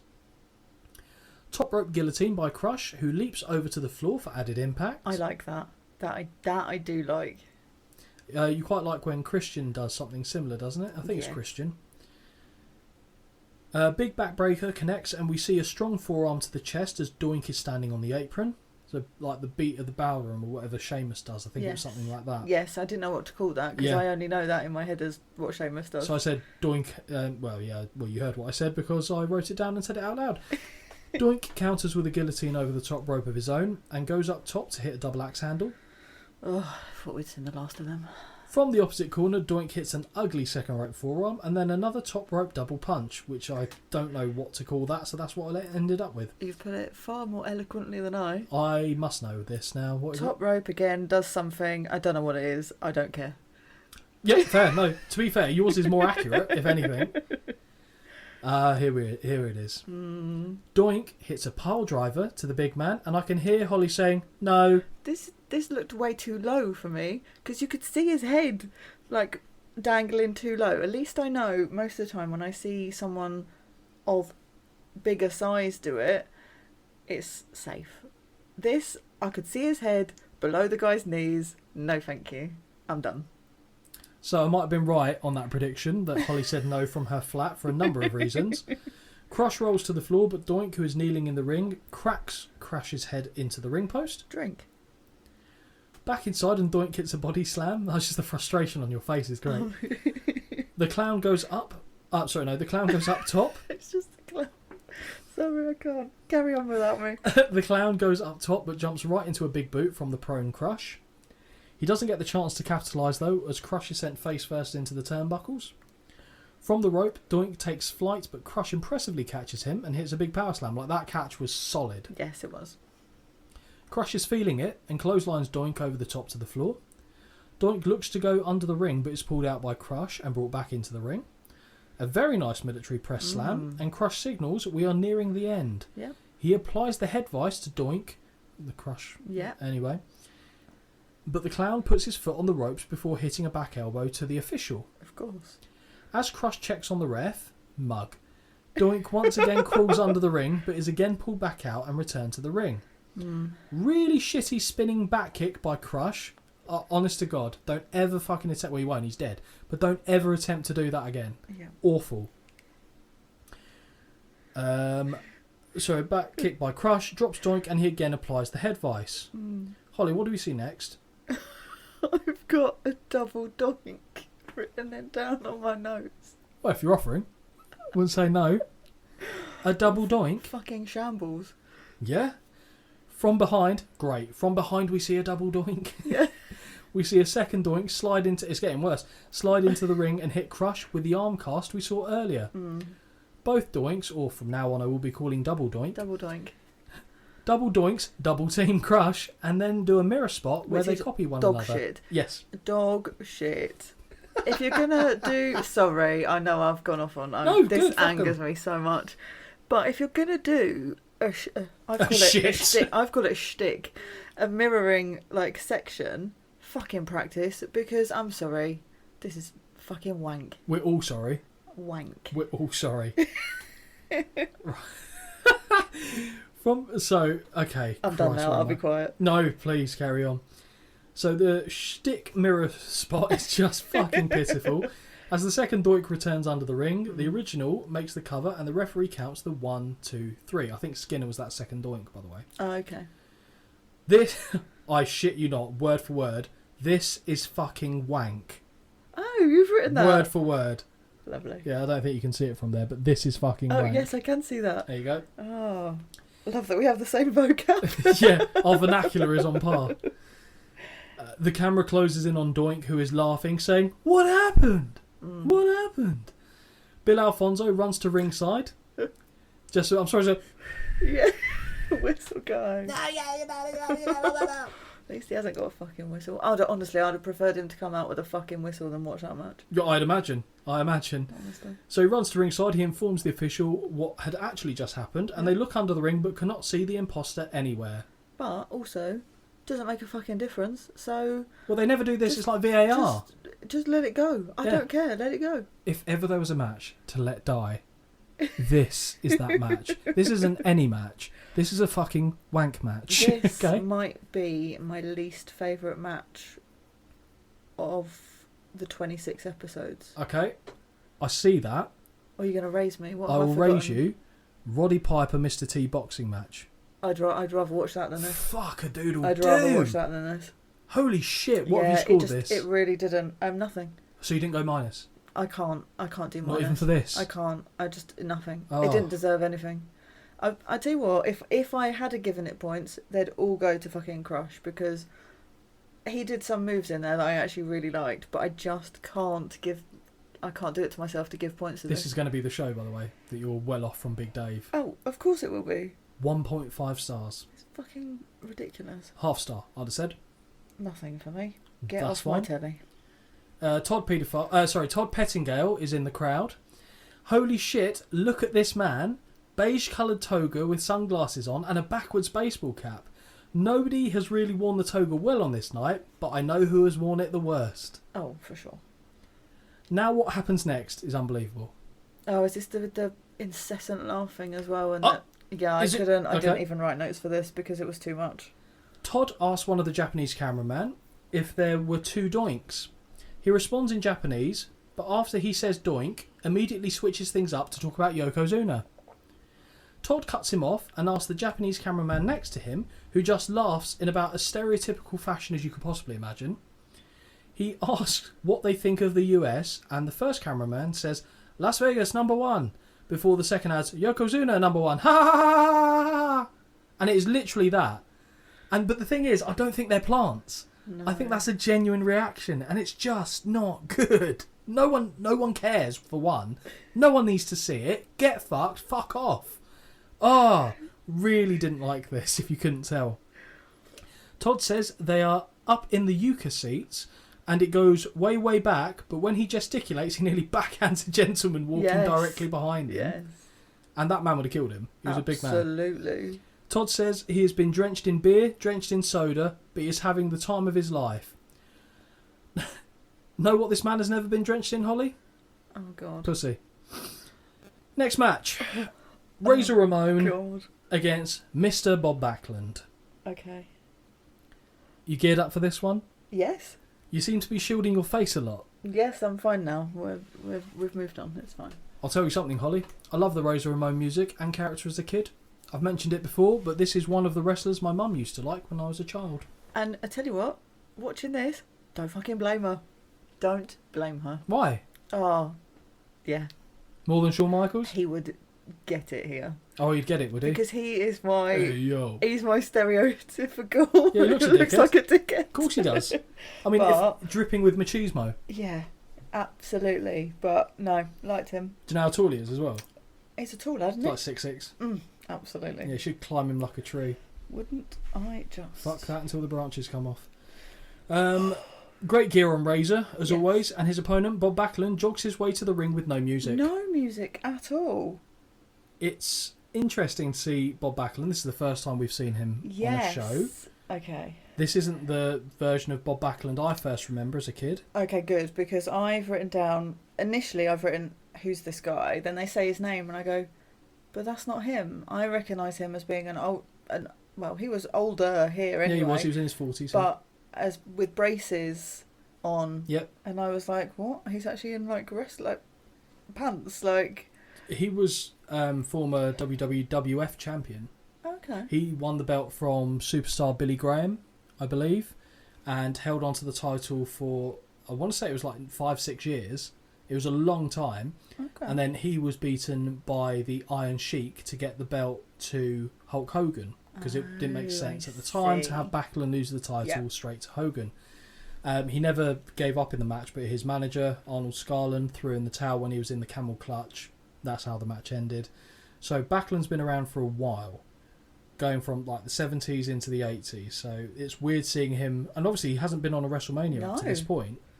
Not in bad nick as well for, a man of his age. Because don't they say, I haven't even written it down, but I think they say he's in his late 40s, don't Not they? late, I think he's about 43. Oh, maybe I've got it wrong. I've definitely written down Razor's age, because I had to find out how old he was. How old? 35. Oh, he's aged a bit already, hasn't he? Fine by me. Yeah, well, yeah, I wonder why. Well, no, we've already touched upon it. She would fuck, is what we're hearing. Right. If this makes it to a short, I will kick off when I see Jamie in person at Progress. Please do not do this to me. Jamie, there's a challenge there, mate. Please. Edit around to Don't make... do this Give to me a clip. Jamie, all I Don't want... Put it online. Jamie, all I want is a clip that makes Holly sound like a dirty, dirty sex pest. Just give me that as a short. We don't even have to upload it. I just think that would be funny. Oh, great. And then upload it. Dick. Got a story for you, Oh, okay. which is kind of what I said, but it goes into a little bit more detail. And I forgot I'd written it down as a story, which is why I let the cat out I'll the bag. pretend I haven't heard it already. Do you know about Bob Backlund? No. Who is Well, he? I'll tell you a fucking story. Bob Backlund won the then WWF Championship on February 20th, 1978 at Madison Square Garden by defeating superstar Billy Graham. He held the championship until December 26, 1983, so, 5 to 6 years, so I was right on that, where he lost it in a match against the Iron Sheik. Backlund was a legitimately tough guy with strong amateur credentials, and keep in mind this was the time when promoters liked their champions to be legitimately tough in case somebody attempted to shoot on them, so they could hold their own and basically not be embarrassed effectively and reflect badly on the company or the promotion. This version of the Bob Backlund character, being an all-American babyface, didn't play well during this era, and Backlund would shortly receive a character overhaul that I personally found quite scary as a kid. Okay. I think we'll actually get it in a WrestleMania as well. I want to say WrestleMania 11. Ooh, okay. So by that point we'll see the change, which is... You'll see the dramatic difference, which is all I'll say for this moment. So both of these men are making their WrestleMania debuts, and if I didn't know how this one played out, I'd probably be quite intrigued to see how it unfolded. Backlund might just have the palest legs in the history of mankind, and that is coming from me, an incredibly pasty bastard myself. JR says he's gotten word that order has been restored backstage, but that Sherry is still beaten and shaken up by what has happened here tonight. She's not had a good show. No. Bless her. Back in the ring, and as OSW Reviews would say, we see Backlund's duck-ass dance, which is all I can see now too. Like, I don't know if you've ever heard of OSW Reviews. Irish lads, they do really entertaining show reviews, similar in many ways to us, and they always refer to Bob Backlund's duck-ass when he's doing the whack, whack, okay. whack. And now that's all I can see. No. They've ruined it for me. They've ruined it in the best way, though. Yes. So The bouncing booty of Backlund is what I'm going for as a name, is on full display as he lunges around the ring. Yeah. Razor signals he'll break Backlund and toss him out of the ring. Bob's response? He offers him a handshake. Razor throws his toothpick at him and beckons him on. The announce team confuse me greatly as I hear Heenan say, "No, that's Beaver Cleaver." So I looked it up. Theodore Beaver Cleaver is the fictional title character in the American television series Leave It to Beaver. Still none the wiser why Heenan referenced it there, though, but I couldn't allow Beaver Cleaver to go... I shouldn't have Googled that, actually. That could have been very different. Oh, it could. But that's straight away what it came up Googling with. beavers. Cleavers as well. So, yeah, that was just more for my own personal interest and for anyone else that heard it that might not be familiar with Leave It to Beaver, which I certainly wasn't. We get a rare sight here as the heel Razor is heavily getting cheered by the crowd as they chant his name, and this isn't the era where they started to do that. Oh, okay. So very much at this, I mean, it's starting to shift that way a little bit, but we're still in the heels are heels, faces are faces. The good guys will get cheered, the bad guys will get booed. Okay, yeah, okay. Makes really sense. not the case here. Yeah. The contest starts with 2 collar and elbow tie-ups, with which both result in Razor overpowering Backlund into a corner. A third attempt, however, is countered by Bob, who uses Razor's momentum to hit chest first into the buckles. Backlund does this weird selling noise, and he's not the only one to do weird selling noises on the night. We'll get to you, Lex Luger, later. But Bob Backlund goes, "Oh, oh, oh, oh, oh." What? No, you're not a fan. No one gets beaten up like that. Like, don't get me wrong, I've not been in a lot of street fights myself, but if someone's hit me, I don't think I'm going, "Oh, oh, oh, oh." Well, when you are, you'll know. Why are you wishing that upon me? Why are you wishing me to When get you're in a beaten? casual street fight. You stopped me from having the last one, I think you'll find. Yeah, it's usually because I want to do it, get in there myself. Well, you were at the point of that. I was getting to the point of that, and you're like, "Oh, I need to de-escalate this situation." Yes. Actually, I'm sorry, I do wind up a situation and then no, realise I can't get that's involved. fine. He needed a smack. So after that, we get the oh, oh, oh, yep, noise, which to me sounds like a geriatric siren going off, and I remember him doing this a lot, and it's fucking annoying. Backlund sweeps the leg twice and does the bouncing booty one more time. Razor teases a test of strength, but kicks Bob in the gut and hits a right hand before dropping him with a body slam. Second big body slam by Razor, who stamps on him and drops him with a big right when he returns to his feet. Heenan says for 43, there you go, Backlund is in great shape but has nothing between the ears, which makes me laugh. Razor kicks and stomps away on Backlund, who has visible rope marks on his pasty-ass back. Razor disrespectfully slaps Backlund in the corner, and the former champion fires a right back, but doesn't get a chance to build momentum until he counters a corner hip toss into one of his own. A second hip toss sees Razor nearly land on his head, and Backlund misses quite badly on a follow-up drop kick, which, based on Ramon's reaction, I assume was supposed to connect. This is it. Oh, I just... No, it's not good. No. Backlund hits the ropes and connects with a wild right, and follows up with a butterfly suplex. He ducks a Razor right and marches Razor around before hitting a delayed atomic drop. I could be wrong, but I believe that might have been his finisher back in the day. I feel like I've seen footage of him hitting that and getting pins in the 70s and 80s. From the apron, Razor is slingshotted back into the ring, and Backlund looks to follow up with a body slam, but Razor counters into a small package and holds on for the 1, the 2, the 3. Good. The bad guy wins on his debut match at Mania, and boy am I looking forward to the one at WrestleMania 10. Oh, really? Yes. Will I look forward to that? Yes. Oh, okay. Do you want me to tell you who it's against? No. Okay. No, let's You leave. like the other person as well? Oh gosh, my allegiances will be struggling. Very there. much so. You will know of this match, but you won't have seen this match. Okay. What would you rate this? I rated it 0.5. I would agree, because it was short at least. It wasn't great, but it didn't go on long enough to piss me off. No. So It got... The 0.5 was the point for Razor. But I'm in. Obviously, we saw him not do anything in the last show we watched, because that was like the month before he got fired, wasn't it? yes, okay, yeah, I forgot he was in. And Backlash, now we're seeing him here. I'm always intrigued to see this point up to that point, if you know what I mean. Like to see a bit more of him now. You will see him at his best. Okay. In the next episode. Well, not the next recording. The next WrestleMania. You will. Oh, okay. I'm confident of that. Intrigued. So, Big Dave, -1. I think that's harsh. It's not good, don't get me wrong, but minus for this doesn't seem right. I don't understand how this... Well, no, that's so stupid. Don't say it, Holly. Shut up. I was going to say, I don't understand how this got less points than the clown one, but yeah, I can kind of see it, but also not for me. No, I agree. I think 0.5 stars would be where I'd land on it. It's not good, certainly, but it's not worth negative, I don't think. Nope. From there, we get Mean Gene interviewing Money Inc. An outrageously bright suit on Ted DiBiase here, as Gene goes on to say he thinks there are 3 reasons why the tag team titles will be in serious jeopardy tonight. The return of Hulk Hogan teaming up with Bruce's Beefcake, being managed by Money Inc.'s former manager Jimmy Hart. I thought I'd fucking seen the back of this guy. Oh no, this fucker's he's like a cockroach. You can't kill this bitch.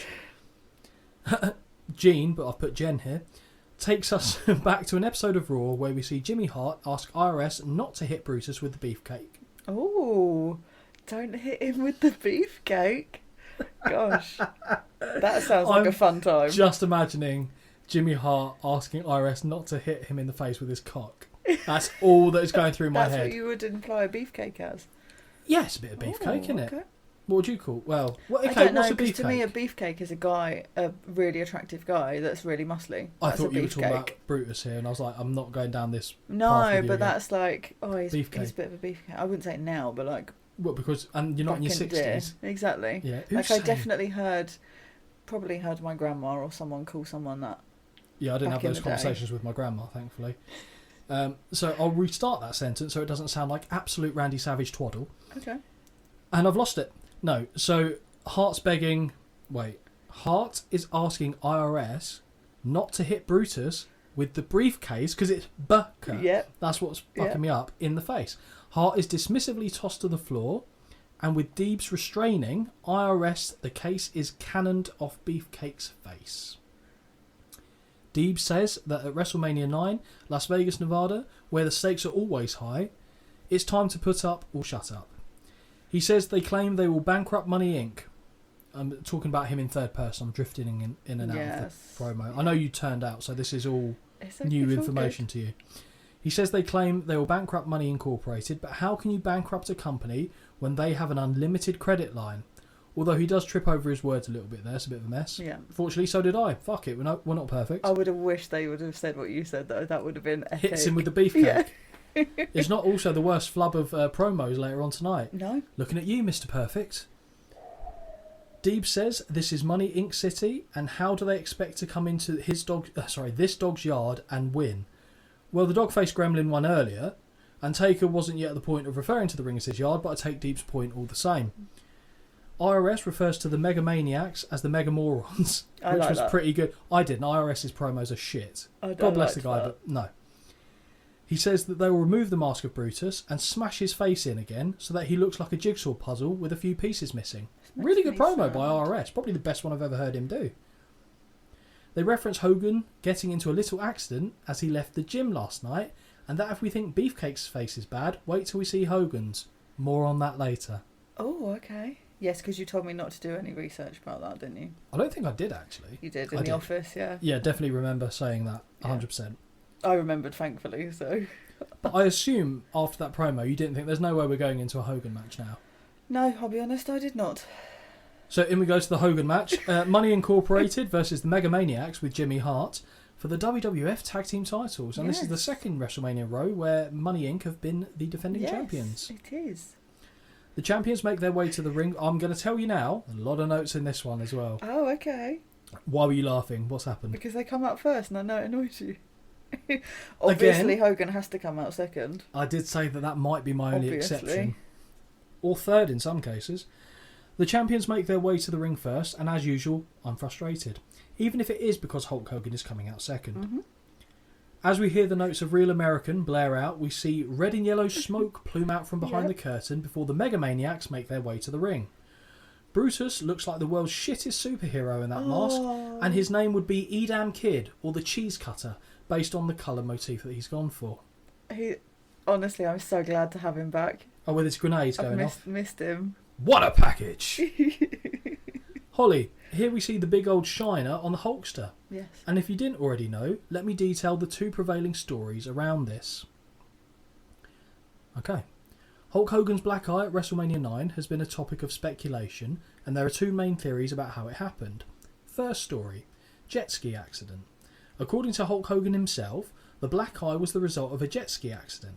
He explained on the After the Bell podcast that he was riding jet skis with Brutus Beefcake, Randy Savage and another friend, Ellis Edwards, in Tampa. Hogan was thrown over the front of the ski and the jet ski hit him in the face as a result of his life jacket bringing him back to the surface, meaning he couldn't avoid the collision. He also mentioned this accident in an interview with Access TV, I don't know why I said it like that, in 2011, stating that he broke his orbital socket and required over 100 stitches under the skin. Second story. I prefer this story.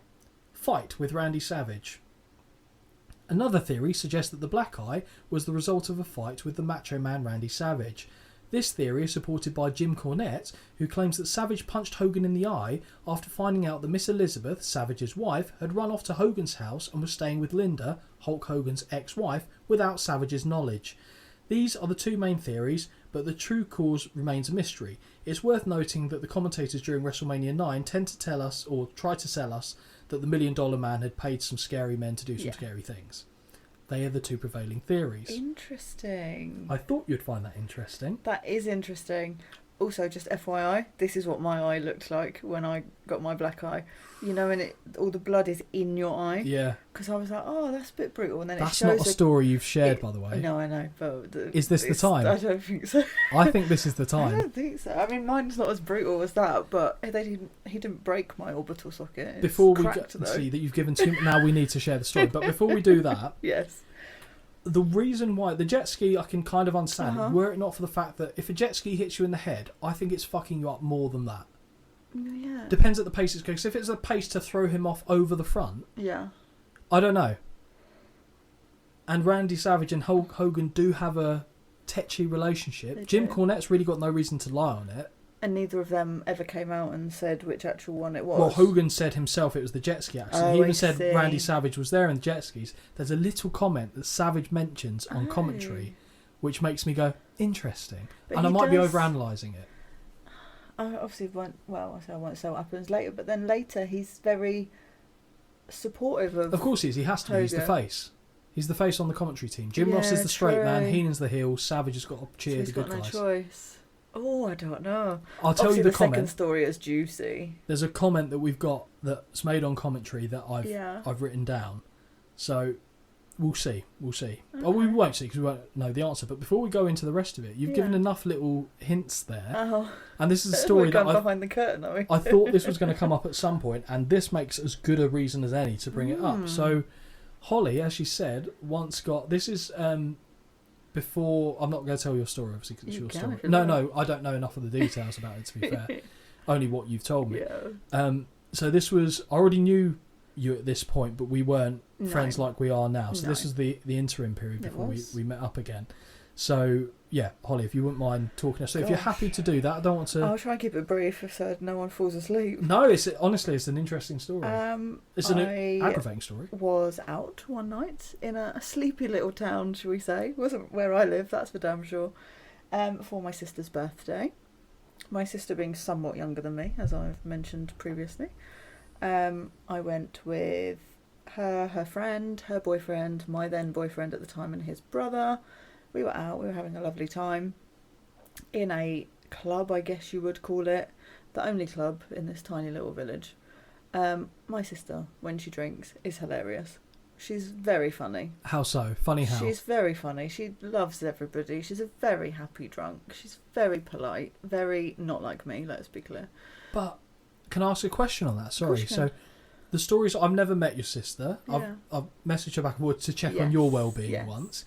But she seems like a no-nonsense, not... She will have a pop at you and make jokes and stuff, but doesn't strike me as the lovey-dovey when she type. Give her a drink, she's very friendly drunk. Oh, I must meet her when she's drunk then. And this guy was in her face. So everyone was kind of splattered around this little venue, like people were getting drinks. I was with my sister. Was very much so in her face. And I could just hear her still having a lovely time, but just saying no thank you, no. Being very polite. At which point, my immediate reaction is, back the fuck off. But I was polite still. I didn't go straight into pitbull mode. And she said, I don't know what you're asking, but she said no. She said no thank you. And he was literally an inch away from her face. So I was like, step back. He was gurning to shit So he was on some, I don't know what the fuck he was on. But continuously then tried to get past me into her face. This is when I go into pitbull mode. And I said, she said no, back the fuck up, off, like, get off. He then shouted in my face, continued to shout at me, which I can very happily take a shouting match. I will take you down in a shouting match. And then pulled his hand back and clocked me square in the face. So that's shocking. Obviously, I know that story. Yeah. I assume you didn't see it coming before. Absolutely not. No. Because you're thinking, he's fucked up, but he's not going to take a swing. I've had arguments with men before in these situations, in normal situations, and not once have I ever thought a guy is going to hit me. Never. Bet that changed it from now, though, doesn't it? Absolutely, yes. You probably think the opposite. Unfortunately, I do now think that every time a guy has a go at me, they're probably going to hit me. But that's by the by. That's a me issue.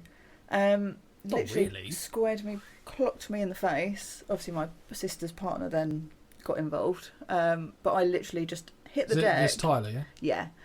Hit the deck, but I didn't hit it like falling down. I was like stunned, so I just effectively popped a squat, I guess. Dropped to and I held my face, and I was like, something doesn't feel right.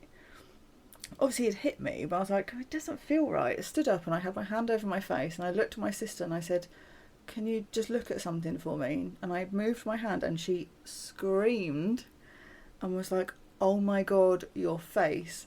So he literally hit me, and within that instant, within 10 seconds, my eye was completely swollen, and had already started going black, which was a joyful time. My then partner decided to then fucking show up. Where was he, like, when this was? Who fucking knows? He did later tell me that he'd seen the whole thing. Which, don't tell me. No. Just pretend you didn't see it. Surely you did. Right, okay. Just pretend you didn't see it. I never met the guy, so I can't comment. But, and then bouncers took me into the first aid room, very politely said to me, here's your footage, give it a watch. You can see that I don't touch him. We're just shouting back and forth, pulls his arm back, bang. And the bouncer said, do you want to press charges? I was like, absolutely not. I'd like to go home. And they said, cool, sit here for 10 minutes. They dragged him outside the club. Tyler was already outside because he'd also been dragged out of the club, and told me that they took the guy round the corner, probably beat him up.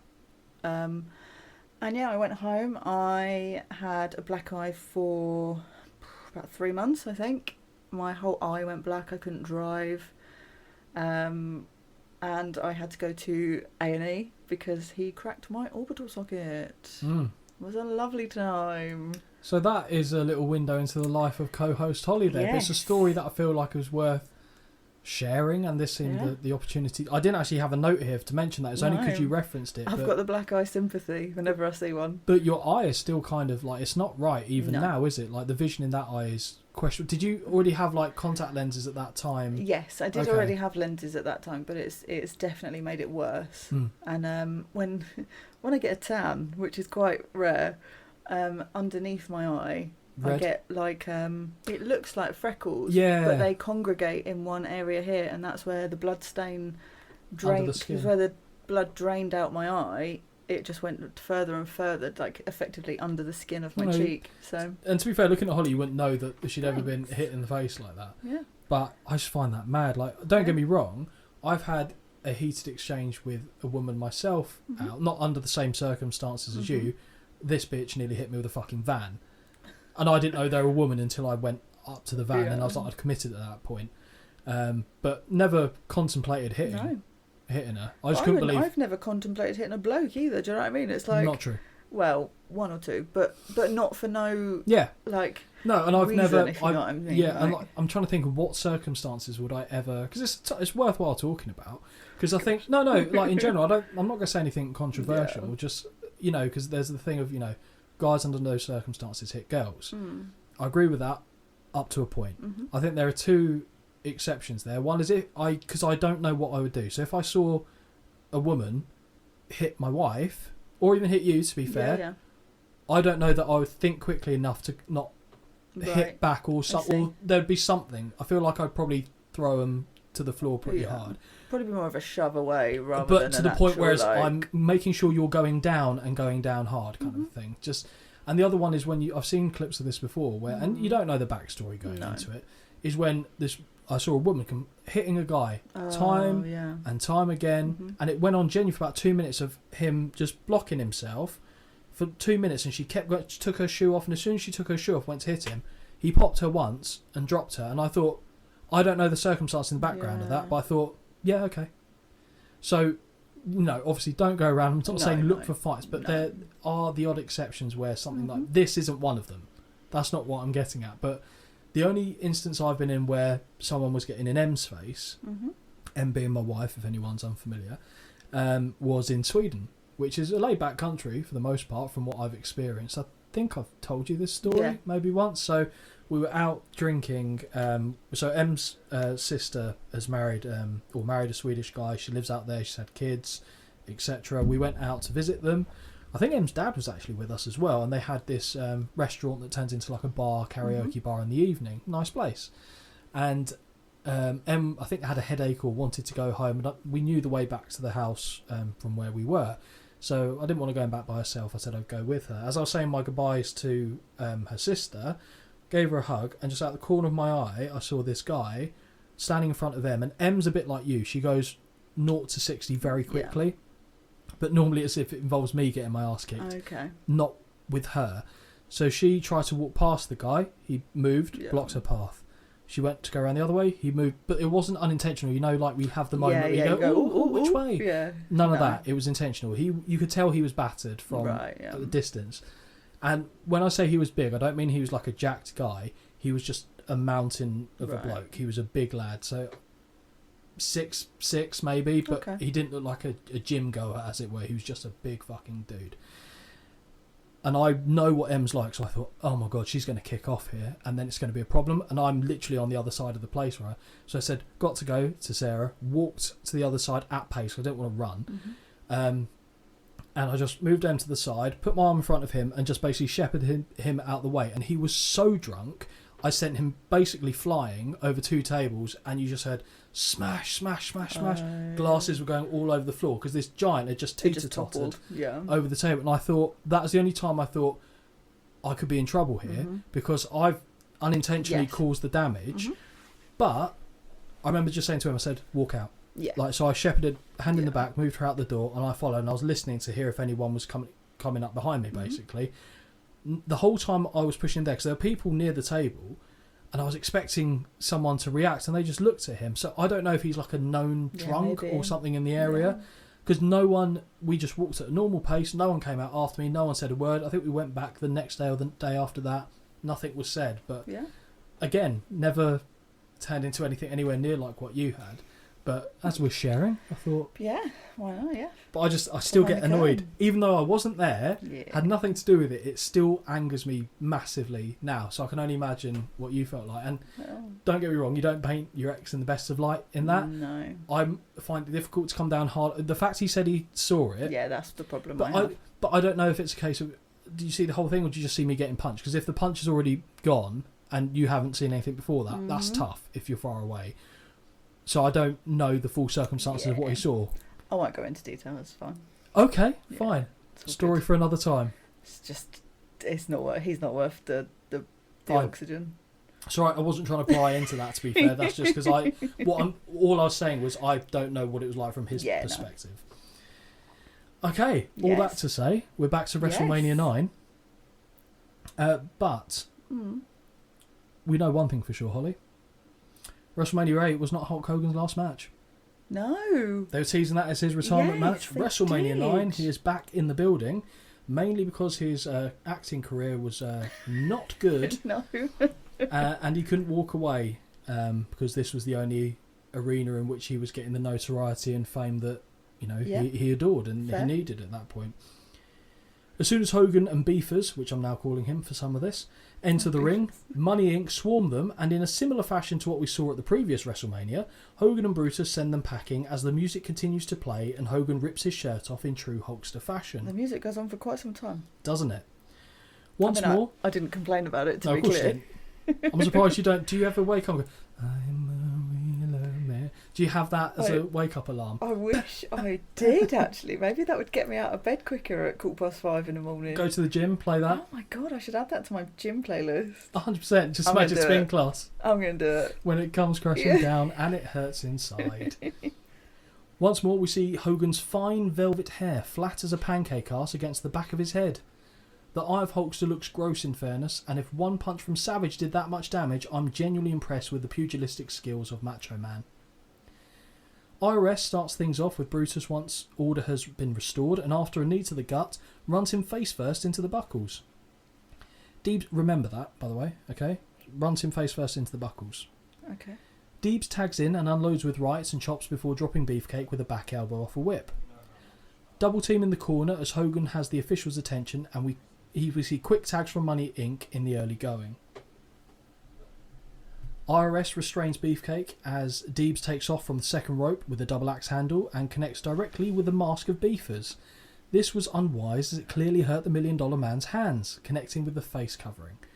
Again, remember that. Yep. Brutus fights back and we see the first successful double noggin knocker of the night, and it's by your boy Grenade Pants. Love it.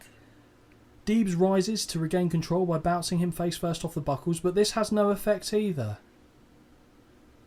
I guess we'll ignore the first one that IRS did to him at the start, but whatever, cool. Brutus with Sesame Street face butts off the buckles for Deebs, and now we see Hogan get the tag. Yep. Hulkster immediately goes for Sesame Street punches in the corner on Deebs before threatening to swing at the ref, who stops him. Deebs falls face first on the canvas and Hogan unloads with mounted rights. Running clothesline levels Deebs and he hits another flurry of short rights to the face.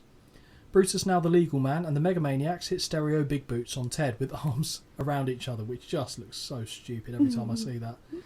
Not a fan. No, it's just dumb. By all means, both throw big boots, but one of you throw your right, the one who's on the outside on the left, throw your right boot, the one who's on the right, throw your left boot. You don't need to hold each other. They both wanted... anyway, who cares? Well, we care because we're doing a show about it, so fuck am I talking about?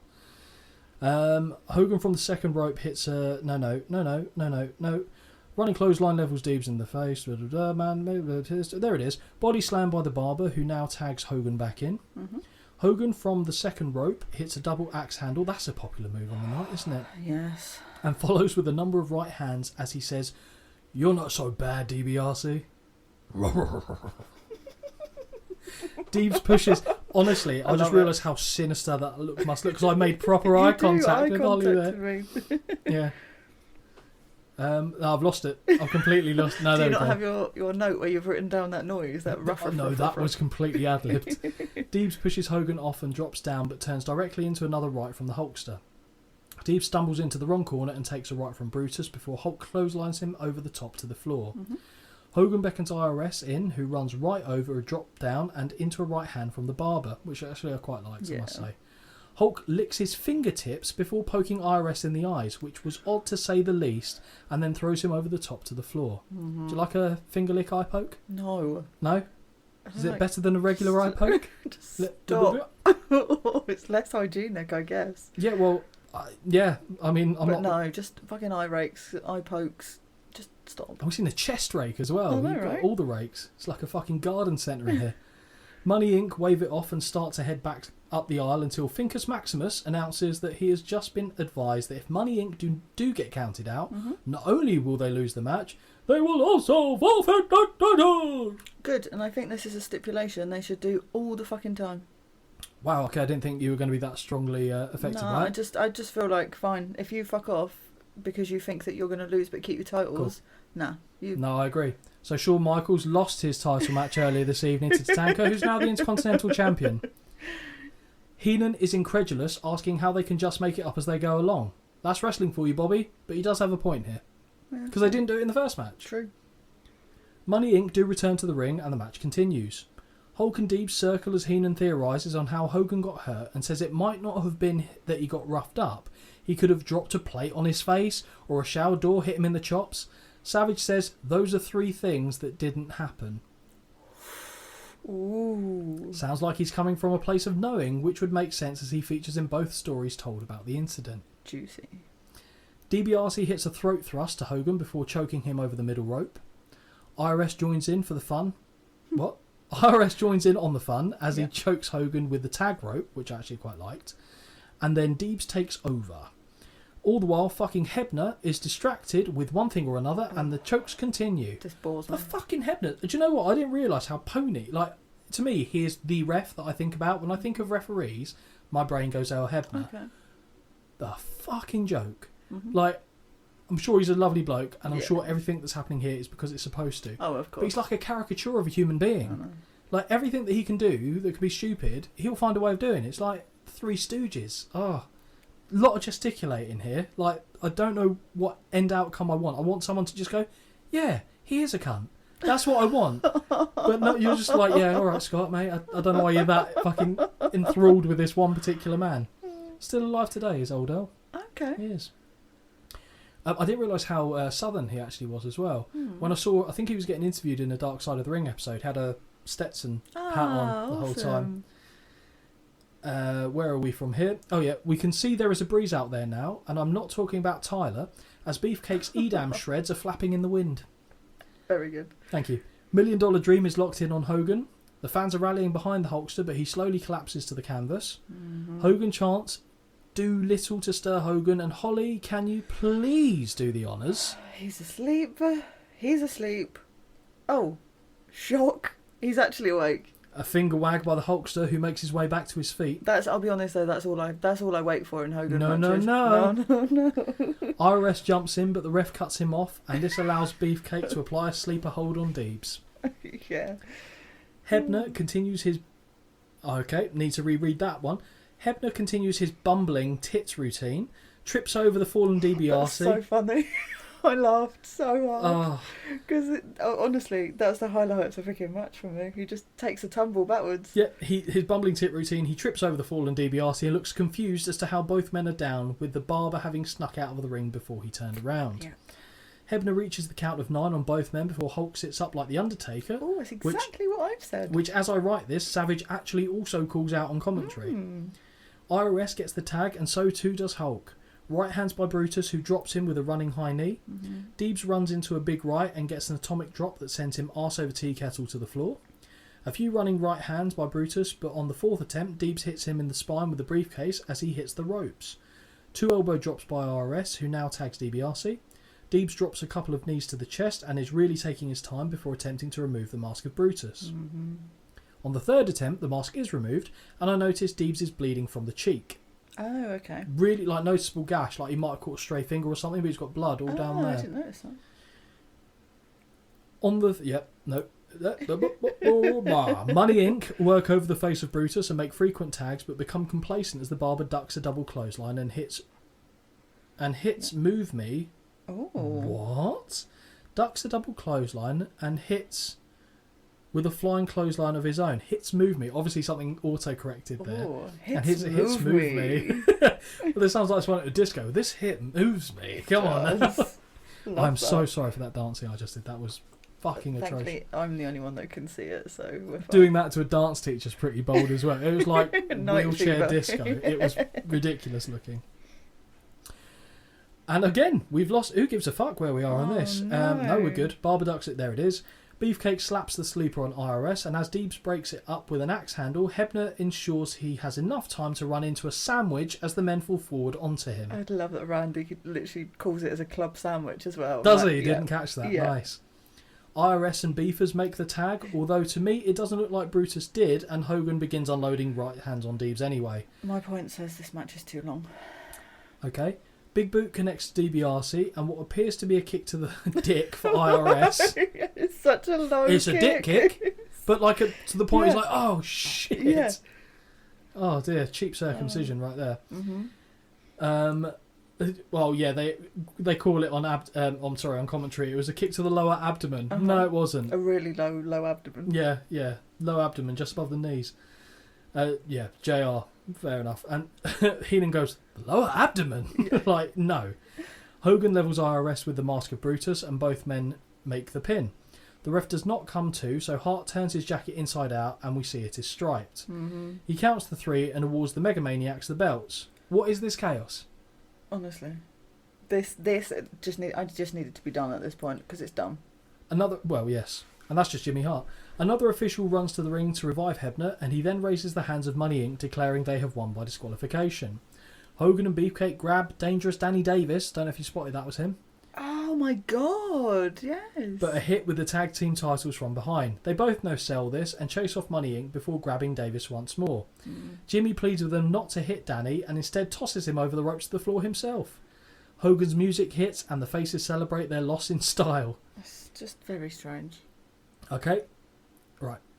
Might be my last Savage of the night. The Megamaniacs are Megamaniacs. Thanks for the insight, Macho. Barber makes Hogan strut after he pretends it isn't the thing he wants to do most in the world right now. It's like, no, brother, no, bro. Tries to play it down, doesn't he? He's like, oh, God, Fucking dopey twat. Okay. Also, as a side note, I think Savage has said, Do the thing.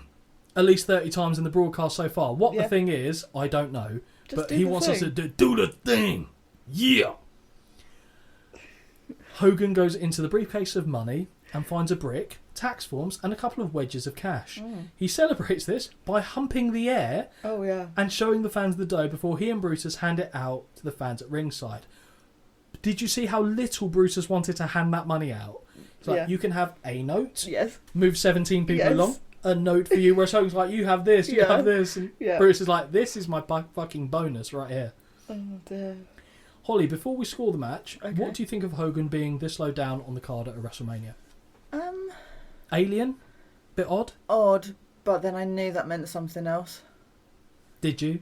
Honestly, Well, I literally was like, this is not the only time I'm going to see him. I'm aware of this. you are correct. I think I mentioned before in a previous episode that Yeah. he does kind of steamroll a couple WrestleManias. Fortunately, this is the last one he steamrolls, Oh, okay. so that's positive. Mhm. What would you score the match? Right, so I've got some notes here. I should hope so. I've put, this is the best part of the whole match. The ending. Wow. I did give it a 1 out of 5. Okay. And I've put the point is for Hulk's music. This is your scoring Um, system. Fucking bollocks. I'm glad it's over. How the fuck is there still half an hour left? I don't want to watch anymore.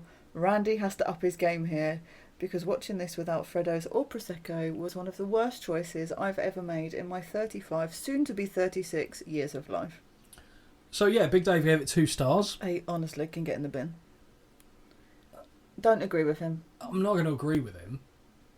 I'm going to say But- 1.75. Okay. It's a bit long, but I It's a enjoyed. bit long. But I enjoyed. This felt half the time that the Tatanka Shawn match felt to me. Oh, really? That was so poorly paced. This Okay. was a bit. The pacing of this match was better, Okay. which helped it in my eyes. I still didn't score it as highly. Yeah, I think I just reached a point by this point, which actually I stopped after this match, which was a good shout I for did. me. I did as well. But I don't go so high as 2, but I don't think Okay. it's not the worst offender on the show. Oh, no. No. Back to Todd Pettingale Yeah. in the fans, part 2, so to speak. Todd Pettingale is stood next to Natalie Cole, although I thought he said Nat King Cole, which really confused me at first and was incredibly concerned about his well-being. Todd asked if she got handed any money, and she said no, she couldn't believe the money was real though. Fair point. Todd said he looks forward to her next project and then goes over to the CEO of Caesar's Palace, Dan Reichardt, as I'm going to say how it's pronounced. Dan tells us that he's delighted to be hosting WrestleMania, and if his pointed evil eyebrows weren't enough of an indication, let me remind the listeners to never trust a man whose hair colour differs from his eyebrows. Carpet don't match curtains. Alistair Darling. That's very niche. For anyone who's US, you won't know who the fuck Alistair Darling is. A lot of UK people won't know who Alistair Darling Give is. it a Google. But I assume you know Alistair Darling? Ah, fucking brownie points to you. Thank you. You patronising man. Yeah, Todd asks if he can get a discount on his room, but Dan continues to talk about how pleased he is once more, and Todd has to cut him off by saying, "Give me a hug, big guy," before passing it over to Mean Gene. He proper manhandles this CEO. Mean Gene interviews Mr. Perfect. He's- You must have been pleased. Pretty perfect, yeah. Okay. Yeah. As in, He attire? is the Mr. Perfect here, I because last agree. time we saw him he was suited and booted. I agree. So for me, perfect. All near enough. Yeah. And then he starts talking. Well, yeah.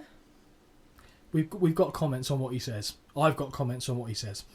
Mean Gene introduces us to a man that personifies athleticism, which is a word that Gene really chews around in his mouth before spitting out. He goes, athleticism, like he doesn't quite agree with his tongue.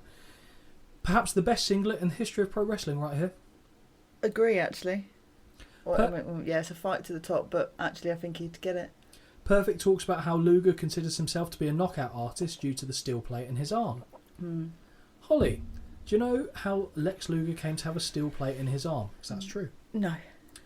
So, as you know from WrestleMania 8, Lex Luger was originally scheduled to be a competitor in the Vince McMahon-run World Bodybuilding Federation. But in 1992, before he made his debut in the WWF, Luger was in a near-fatal motorcycle crash where it was believed at one point his arm could potentially require amputation. Wow. Fortunately for Lex, this wasn't the case, but a steel plate was inserted into his arm, and the WWF utilised the fact to make the running forearm his finishing manoeuvre. Okay. And you see what happens in the match, that he used it, afterwards. It's supposed to completely render people unconscious. Haven't they done that since with other people as well? I'm sure there's someone else that's had like surgery on their wrist or their hand, and they say, oh, the metal plates inside their hand will mean... Or screws inside the... Yeah, I think you're right. I can't remember who. The only other person that comes to mind is Cowboy Bob Orton with his cast, but that's a very visible... Yeah, I can't remember, but I'm sure. All right, fair enough. Perfect talks about how Lex is a tool for... Well, he doesn't say tool, but that's basically the paraphrasing that I took. For having to take a mirror around to remind himself of how great he believes he is. The irony of him then saying that he... What? The irony of him then saying that he is, as his name suggests, perfect, is lost on him. And then we see the best flub of the night as Perfect calls him with the Lex assist. The Lexus, Lou. At which point Gene jumps in and saves his blushes by saying, the narcissist, Lex Luger. Yeah. Perfect says he's so excited he's just going to get ready to go out there as Gene is laughing in his face. Yeah. Do another take. Bless him. Why are we allowing this to go out? Not live. I'm obviously not live. I say obviously. Who knows? But I'd hope it's not. From there we go to the match. Don't we just? Lex Luger versus Mr. Perfect. These four women in golden-clad bikinis make their way to the ring, and I'm really confused. It's only when they disappear off screen I notice that Lex Luger is there at all. Solid start. We get an "Oh baby" from Macho Man. I was hoping you were going to do that impression. As he is pleased with what he sees. Of course he is. After he disrobes, the four women hold up big mirrors for Lex to check himself out in, as these spurting cock fireworks erupt from the top. Not impressive. Nope. Not especially in the wind. It's daylight, it's windy. Let's just not bother. I love Mr. Perfect's music, and this only further cements it for me here. Yes, absolutely. And also, Randy is very excited for this match. Isn't he just? He literally can't contain himself. Macho Man calls Heenan camel breath as the bell sounds, and Perfect spits his gum at the chest of Luger.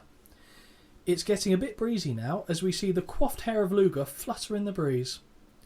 The two men exchange multiple arm ringers until one sends Perfect to the canvas, but he kicks Luger off before he can capitalise. They circle cautiously before Perfect gets a side headlock and transitions to a hammerlock. This then turns into a rapid exchange of hammerlocks until Luger makes it to the ropes to break the hold. Boo! By Luger sees him reversed off a whip and... What? Oh dear, and hit with a loud gut punch, or as I've put here, off a whip and gut with a loud gut punch, and knee lift follow-up. Oh, I like that. That's good. Back to the side headlock, and Perfect knocks Lex down with a shoulder tackle before a drop-down leapfrog leads to a nice drop kick that sends Luger to the floor. Nice. Collar and elbow in the corner allows Luger to get... By the way, there was an hour and a half left of this. It wasn't half an hour. No, I've just realised. Luger to get a cheap shot in and take over with a few strikes before running Perfect face first into the buckles. Luger attempts a big boot off the whip and gets caught and slapped by Perfect, who trips him and drops his knee over Luger's.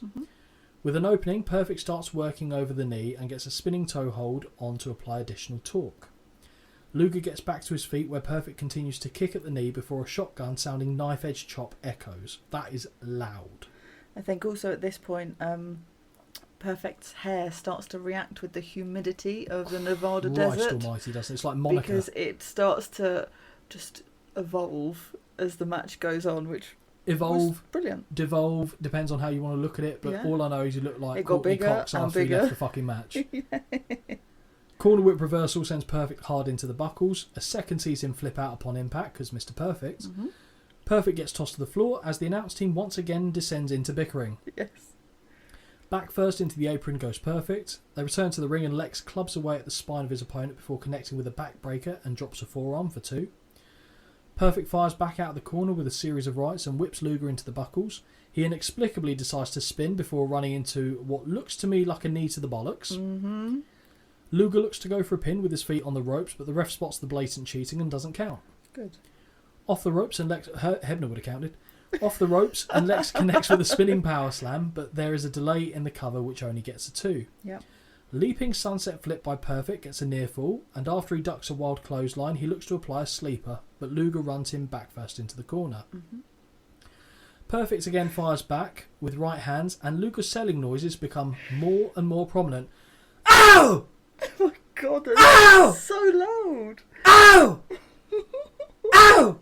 Like the whole time. It's That's so loud. But that is what he does. Oh, that's brilliant. But again, it's like the oh of Backlund. Ow! It's just fucking too much. Honestly. The volume on that shit. Yeah, that'll be fine. They people don't need both their ears, do they? Surely. No. So what were you laughing at before I started screaming there like a banshee? Just autocorrect is doing me dirty here. What have you got? Perfect with the fuck under roll up.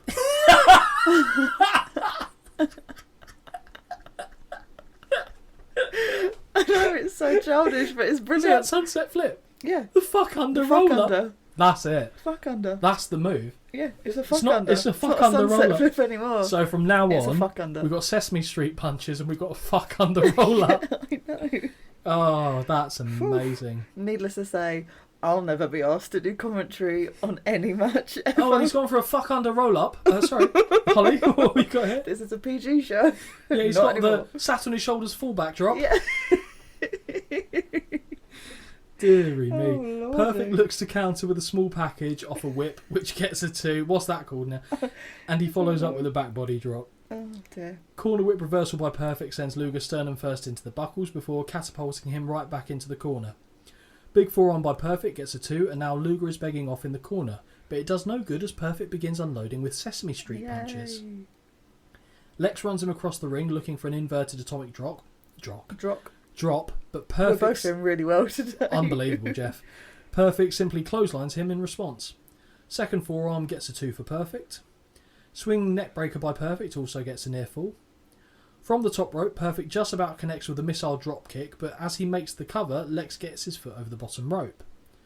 Lex swings in a wild right that Perfect doesn't even pretend to duck, and now they're jostling for position on a backslide. Lex hooks the middle rope with the toe of his right. What have you got Oh here? my god, I need to stop using my phone. No, you don't. My phone, honestly. Word for word, please. Perfect fights to win the backside. Don't we all, Perfect? Don't we all? After a fuck under, now it's a backside. Yeah. Sweet Jesus. Sometimes people have a fuck under round the backside. It's Honestly, unbelievable. Gosh. Oh Right. my. Hopefully where it's the PG from here out, sorry. No, I hope It's it also isn't. very near the end of the match here. Isn't it just? Lex hooks the middle rope with the toe of his boot to prevent him from being taken over, which I didn't hate actually, and manages to get Perfect down instead. Despite having his feet all over the ropes to break the fall, the ref doesn't see. Oh, so it would have cancelled it. The ref doesn't see it, and we get the 1, 2, 3. Lex Luger is your winner. Yeah. As Perfect is protesting with the official, Luger charges him and connects with a forearm that knocks Perfect out cold and poses with his foot placed on his chest. Boo. Savage says on commentary, and I'm not going to do the voice, I don't see anything funny here. Take the last 2 letters off funny there, and he has my exact opinion of this show. What you should have seen the cogs turning there. Okay, I'll read that sentence again. I don't see anything funny here. Yeah. Take the last 2 letters off funny, and you have my exact opinion of this show. And why? And then repeat that sentence. Oh, I don't know. I don't see anything fun here. Oh, thank you. Sorry. Do you know Hey, what? I'm dumb. Do you know what? Wow. I thought that was a good joke. Sorry. I thought that was going to be a knee Sorry. slapper, and I've just mansplained the shit out I'm of really it. sorry. It's fine. That's a me problem. Adjusting your undone jeans, So might I sorry. add. It's hot. It is, well, it is now, I tell you. Where do we go from here? Perfect, when he comes to, charges backstage, and he catches up to Luger, who is mid-conversation with Shawn Michaels. Yes. Who is weirdly dressed. Cowboy boots, jeans. Well, I mean, I'm fine. We know how I feel about cowboy style stuff. Yes, I'm here for it. But if you've taken the time to put jeans on, surely you'd put a top on. And your shoes. Free gun show. It's fine. But... Isn't it? Yes. But bit odd, but okay. Yeah, so they're having a conversation. As Perfect attacks Lex, he gets blindsided by Sean, who starts beating down Perfect with boxes and a dustbin. So that is 2 L's on the night for Perfect, for those counting at home. As we go back to commentary, Heenan is clapping and laughing, and JR has to try and play peacemaker as Savage stands up wanting to attack the Brain. Just chaos. Okay, go on, Randy, you tell him. No, Heenan with a little nut shot, I reckon. What did you score the match? 1.75. It's the closest you're going to come tonight. 1.25. Oh, okay. 1.5, I'd split the difference. Yeah. Bit of a nothing, to be honest. Yeah. They just didn't feel like there was any need to care about any of this matches. The first match that felt like you needed to care was the tag team title match. Everything else just felt like it was there. Mm-hmm. Gorilla Monsoon, we're back to seeing our boy again. Oh yeah, you look we so do, confused. don't we? It's because some stuff I don't bother writing about because I just don't care. Fair enough. So this I didn't, but then you say it and I go, oh yeah. Gorilla tells us that there's still plenty of excitement up ahead, and I'll He's be lying. honest, I hadn't realised we'd already had excitement up to this point. And I shake my head knowing that he's lying to us. Yeah. That's a lie. Monsoon tells us about Taker versus Gonzalez and Brett versus Yoko still to come. Giant Gonzalez with Harvey Whippleman versus The Undertaker with Paul Bearer. Yes. Now, Holly, this is your first time seeing Giant Gonzalez, right? Yes. After drinking that sight in, I want every single fucking thought that shot through your head on this one, please.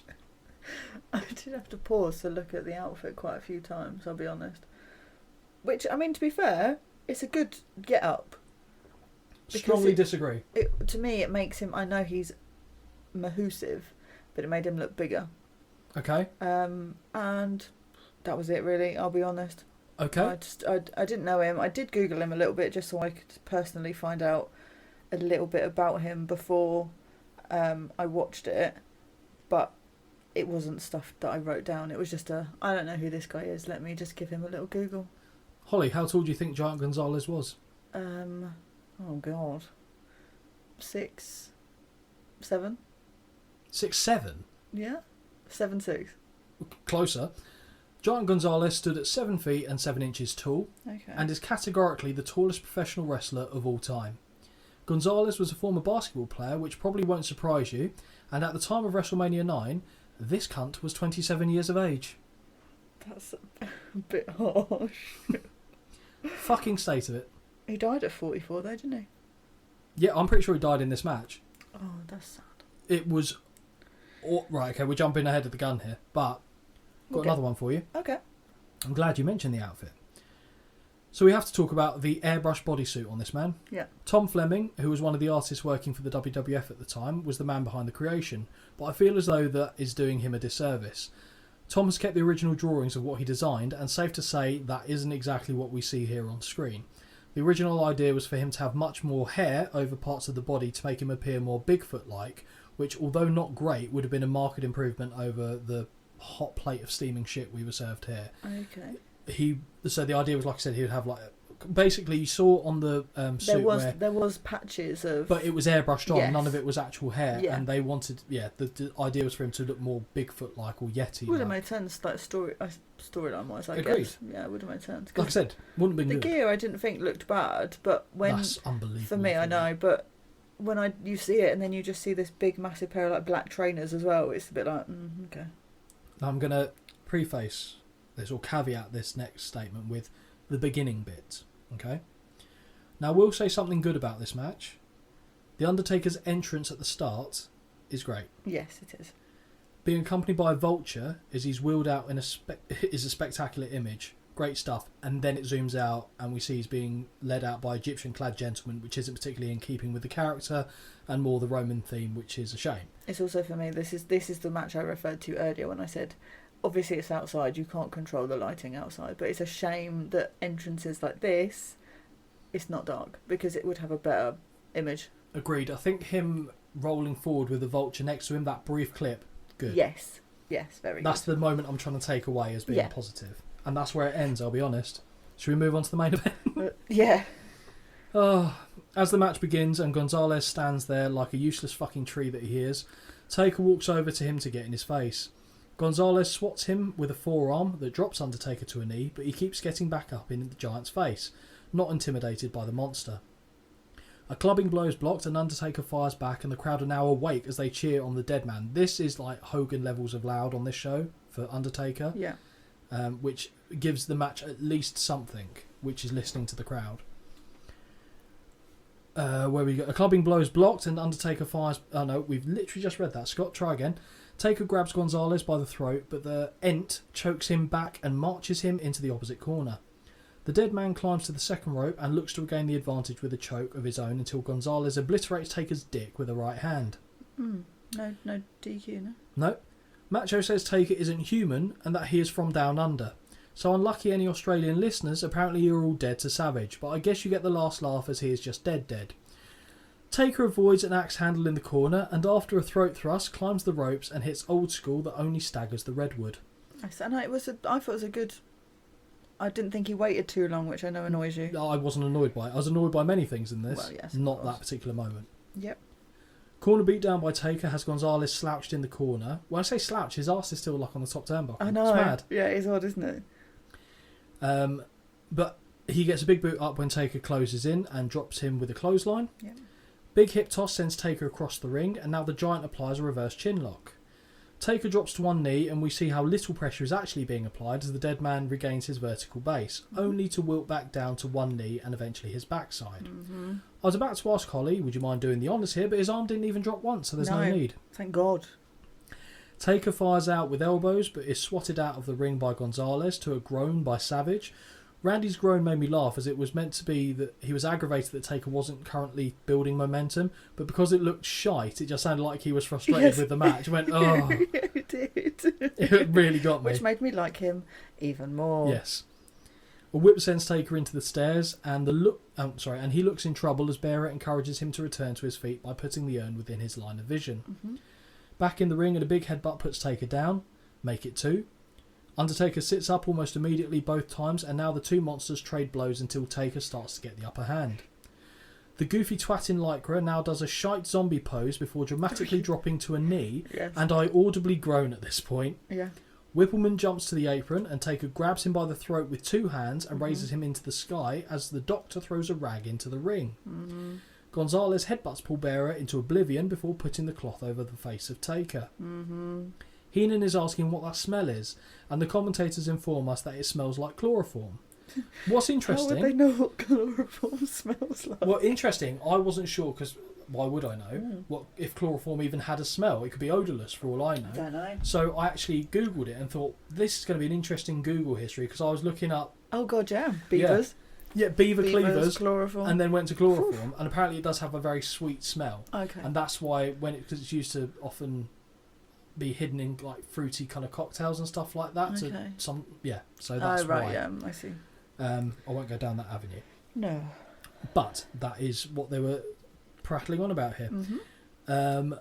So Bill Alfonso counts to 5 and disqualifies Gonzalez, just about keeping the streak alive as Taker lies motionless in the ring and has to be stretchered out. Basically, all the crowd are fucking dead as well at this point. They're It's so quiet. It's ridiculous. Now it is time for Holly's highlight of the night.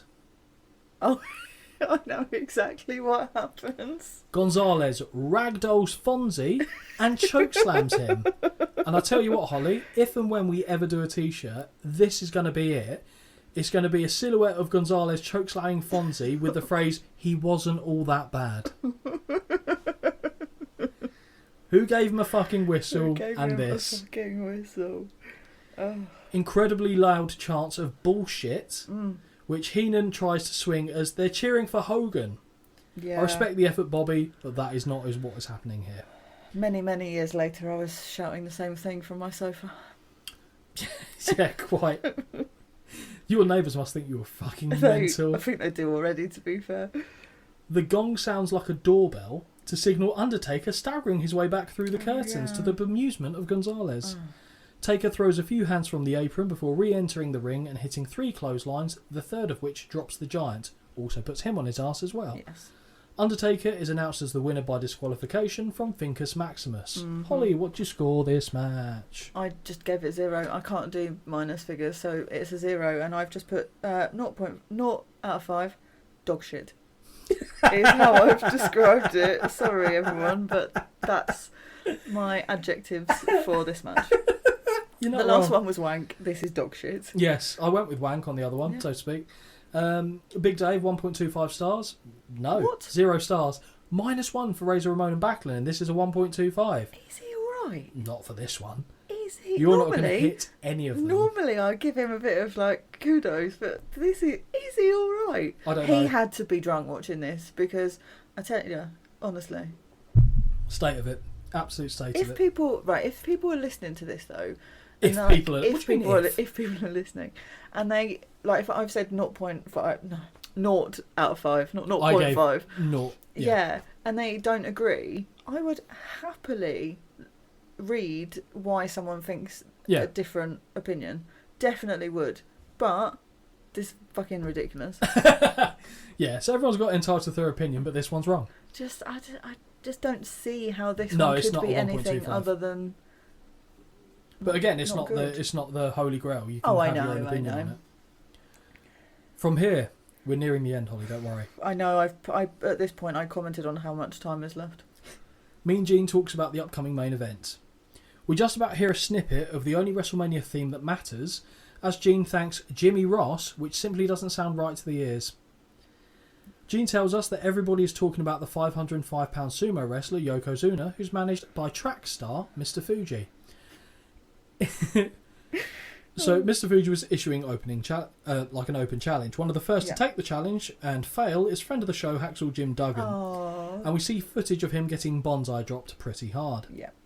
Following this, we see footage of the contract signing for the WWF title that obviously descended into chaos, and Yoko hitting a bonsai drop on the Hitman. Mm-hmm. For some reason, we have Hulk Hogan come out onto screen to discuss who will leave as WWF champion after tonight. Oh, how painful it is. Honestly. Hulk says that he just left the Hitman's locker room and said he and all of the Hulkamaniacs are in the Hitman's corner. Hulk stumbles... Well, he's got to be behind Hitman, stab him in the back. Hulk stumbles over calling Brutus his bionic brother and basically says bionic bug brother, which presents an entirely different image now to me. You're not Blood Brothers, it's Bug Brothers. Brother. Hulk also says that I guess money can buy pretty much anything, as he was jumped after leaving the gym in Vegas getting his pump on, so that's what he's claiming storyline-wise caused the black eye. Hulk warns Brett to keep an eye on Yoko and Fuji like a cat, as people keep stepping over the line. Yeah, sure. Warn others of overstepping the line, absolutely. Hulk then, and I'm quoting this bit, okay, direct quote. Hulk then challenges either Brett, and I quote, the Jap, to a Japanese match, to a championship match down the road, whoever wins. Wow. Clear as day. Wow. Yeah. Gosh. I know, different time. I can't believe they haven't, in hindsight, gone back. Then again, we heard they'd do Yeah, so much when they you hear the slur for for the gay community in the ECW show, which they completely missed as Yeah. well. So, but yeah, when he said that, because it's so strong, and it's Hulk Hogan saying it as well. It just, I don't know, but that was direct quote. Okay. I guess so. Either way, he sure as shit said that. Hulk finishes off by guaranteeing that the WWF title will stay in the WWF. Well, yes, Terry.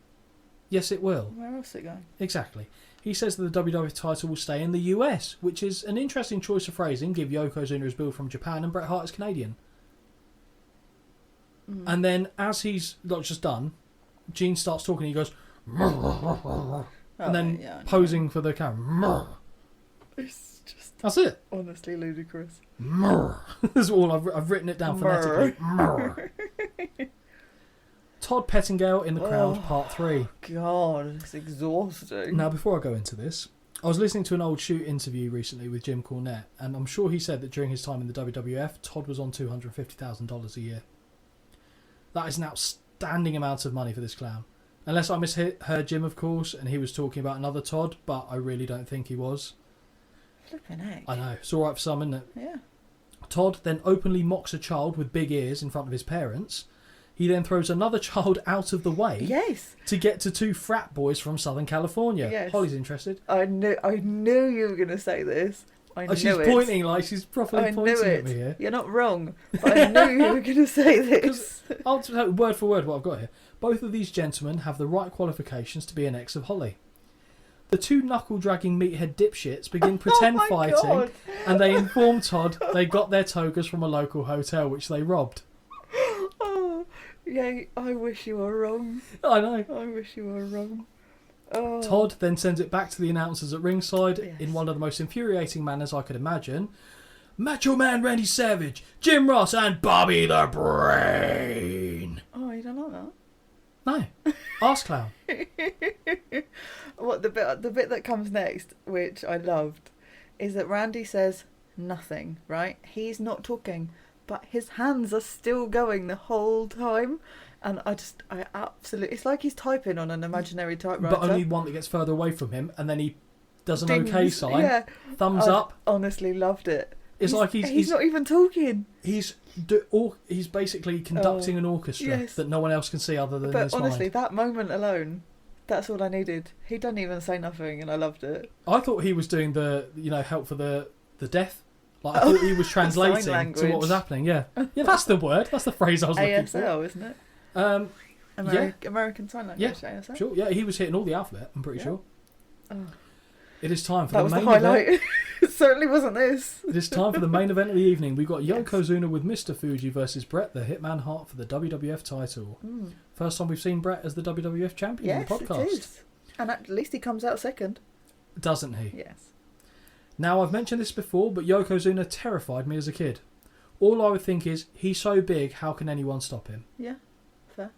Yokozuna's weight feels like one of those fantasy numbers in wrestling, much like the supposed height of various wrestlers. Oh, yeah. However, it is no secret that Yokozuna's weight was ever increasing, causing him serious health problems, his job in the WWF, and ultimately his life. He was really agile for a man of his size, and everyone he worked with would attest to that. But the man would not stop eating food, including turkey arses, which I'm not joking is a real thing. Honestly, look it up. No, At one thank point, fair enough. At one point, the WWF sent both Yokozuna and Vader to the Duke University Weight Loss Centre to help retrain both men on how to eat healthier. Okay. This this went about as well as you could imagine, with both men leaving the facility having actually put on more weight than when they first went there. Wow. Turns out, Yokes and Vader were leaving the facility late at night and going to the closest drive-through and eating as much as they could before returning. Bloody hell. Yep. He died really early, didn't he? I Yeah, guess 2000. obviously because of his health problems. He was 34? 7 years after this. Crazy. And it was in Liverpool as well. Where they It found was, him, yeah. wasn't He'd been on The Big Breakfast. Do you remember that Channel yes, 4 show? I do. He'd been on yes. that weekend he died. Wow. God. That must have cost a bomb to get him sent back over there. Yeah, true. Also, quick question. Yep. I thought he was not Hawaiian. He's Not Polynesian. Japanese, is he? He's No. part of the Roman Reigns family. Yep. Okay, thank He's you. Rikishi's cousin, I Okay. think. I just wanted to. I didn't bother googling it, but I just thought I would ask you that Yeah. I'm not crazy that he Which is, I think the Usos would call him Uncle Rodney. okay. Because it's Rodney Anawai is his name. Oh. So yeah, he's before he came to the WWF, he wrestled as Kokina Maxima, I think, which was like the Islanders, the Head Shrinkers, all these Yeah. Wild Samoans, all part of this kind of same. In fact, the way that it's tribalism, isn't it? Mm-hmm. And he was considered, well, he was the biggest of that group. So when he was head of the originally table. wrestling, he used to dress like the Head Shrinkers did before he came to the WWF. That got switched. But Yeah. then again, knowing very little as a kid, I fully bought into the as a fact he was kid, I wouldn't- Japanese. Yeah, as a kid, I But yes, you are correct. He's Okay. not Japanese at all. thanks. So when the crowd are chanting USA, they're more chanting him than they Yeah. are chanting Yeah. Bret. So back to the action. Yes. And we get the great run up the Action. aisleway camera shot of Bret Hart exiting the curtains, and the champ looks in peak condition Oh. and attire here, in my opinion. Outstanding. Thoughts? Brilliant. Yeah. Absolutely brilliant. Bret disrobes and hands his glasses to a Bret Hart fan who is shaking like a Yeah. shitting dog with excitement. Did you see that Bret had written something on the glasses? Oh no, I didn't. I think he wrote like a Oh, that's little sweet. message that he used to hand out as well. I like that. Yeah, I do. On the other side of the ring, Yokozuna does his ceremonial salt throwing, which is a tradition in sumo culture to bless the ring. Mm-hmm. I think it wards off demons as well. But as the bell sounds, we hear the commentary team discussing the volume of Bret's siblings, and Heenan says, "Did you know Helen, being his mother, had 11 in her first litter?" Brilliant. Oh my God. I actually had to stop the thing because I laughed. Oh.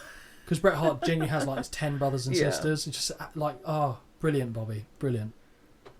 We get a classic cameraman shot between Yoko's massive legs at his opponent, which always helps emphasise the size of the man. It really is well done. And then we don't need to see the cottage cheese mountain descending, do we? I don't know what. Let's not worry about what I was gesticulating there.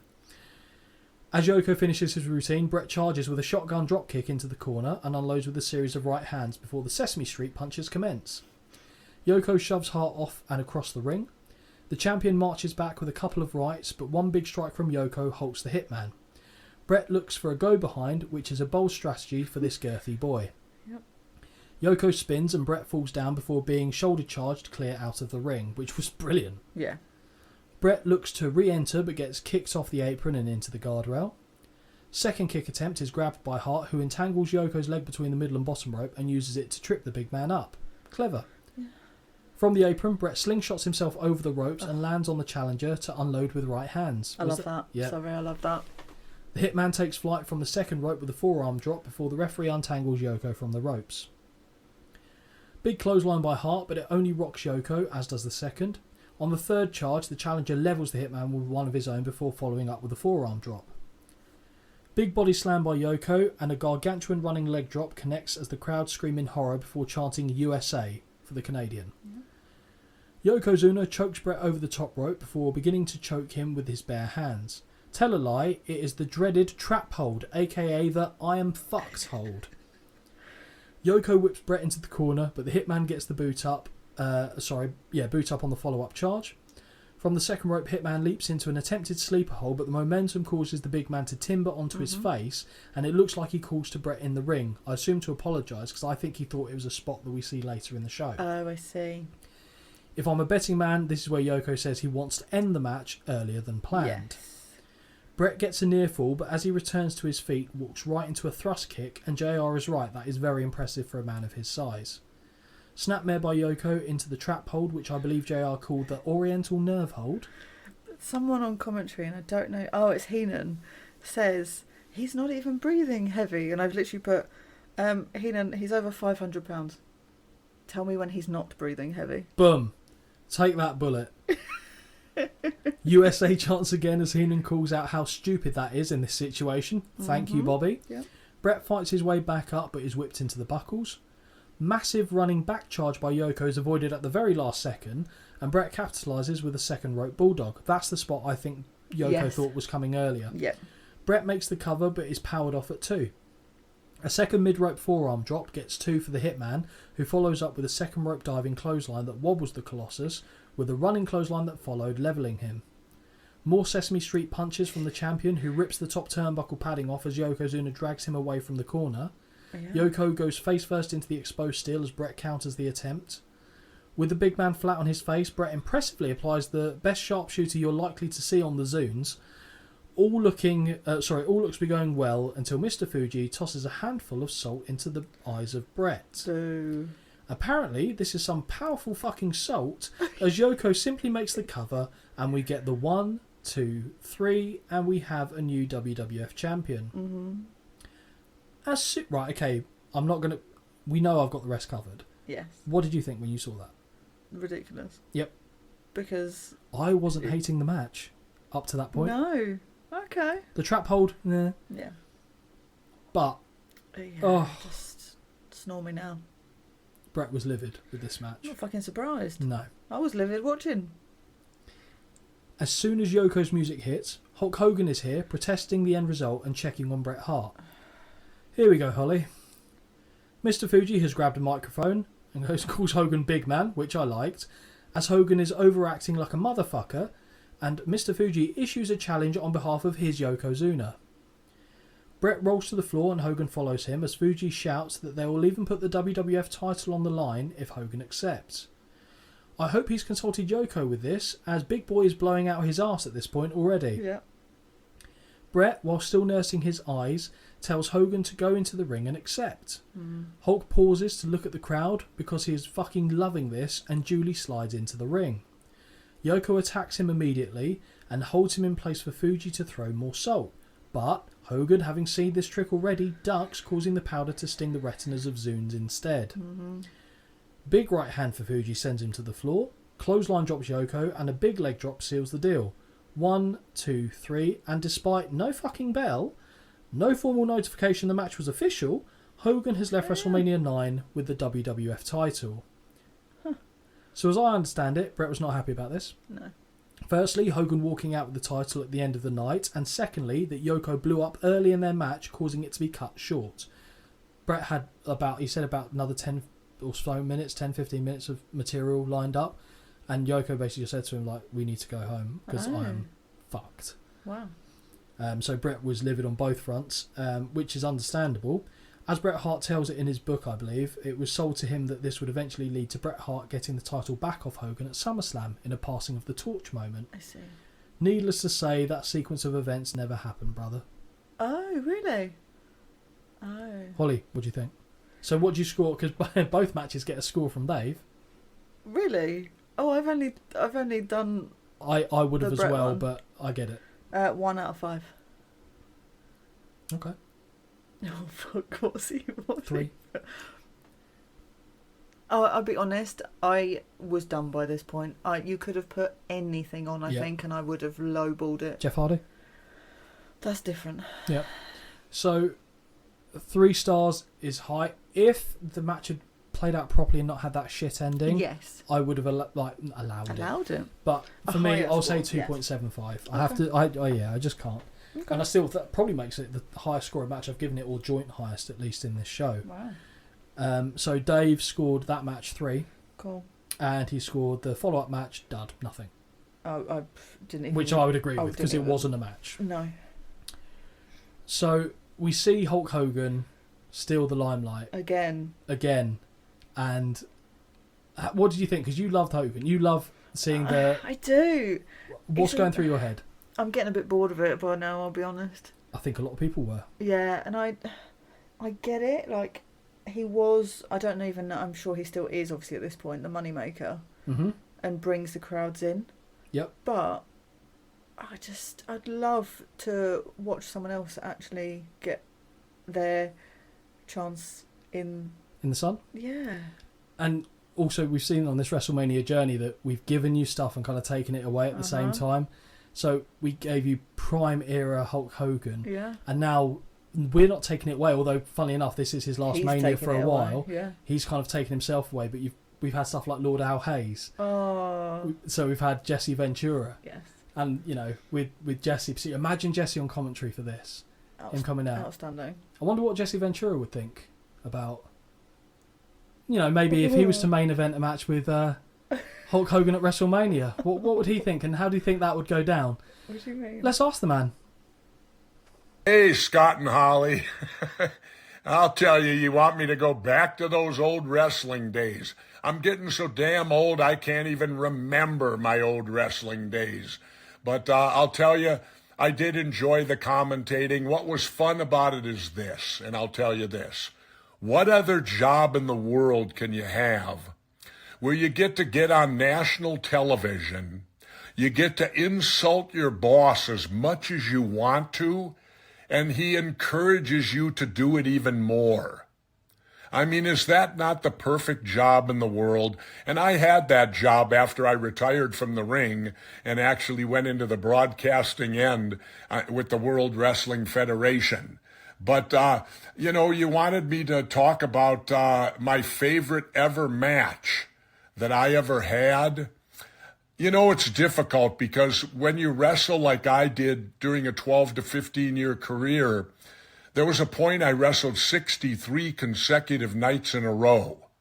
And it all meshes together, and in the end, you truly can't even remember, really.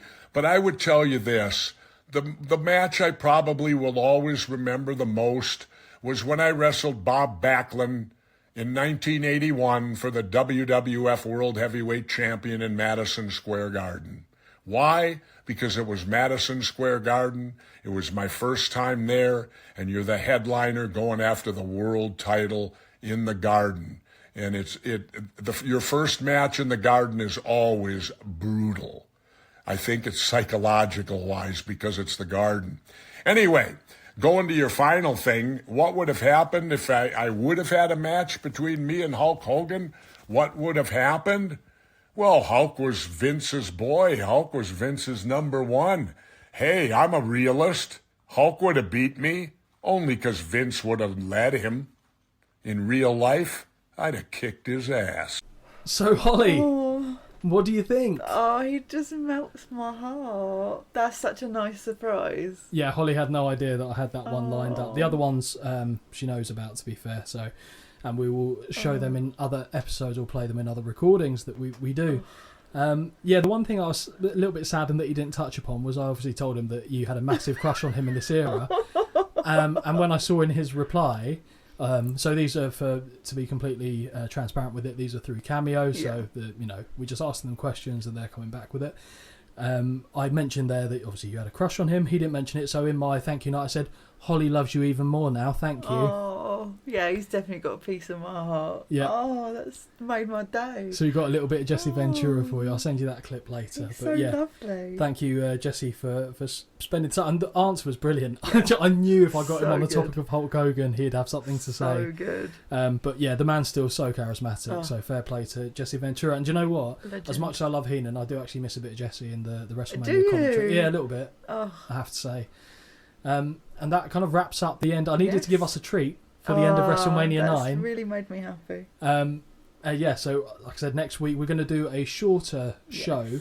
So the episode will obviously, I assume that it won't be as long as the normal ones, but No. it will still be covering a full show, so don't think you're getting shortchanged. And I can only apologise because it is my fault.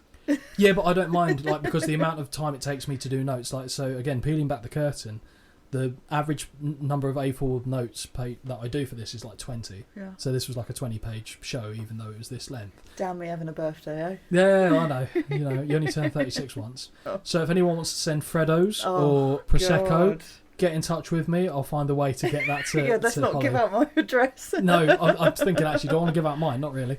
But I'm sure we could work a way around it. I'm sure no one will, but Hey, well, the thought is all that counts. exactly. But if they did slip a bit of money, I could certainly then turn that into booze and chocolate for you.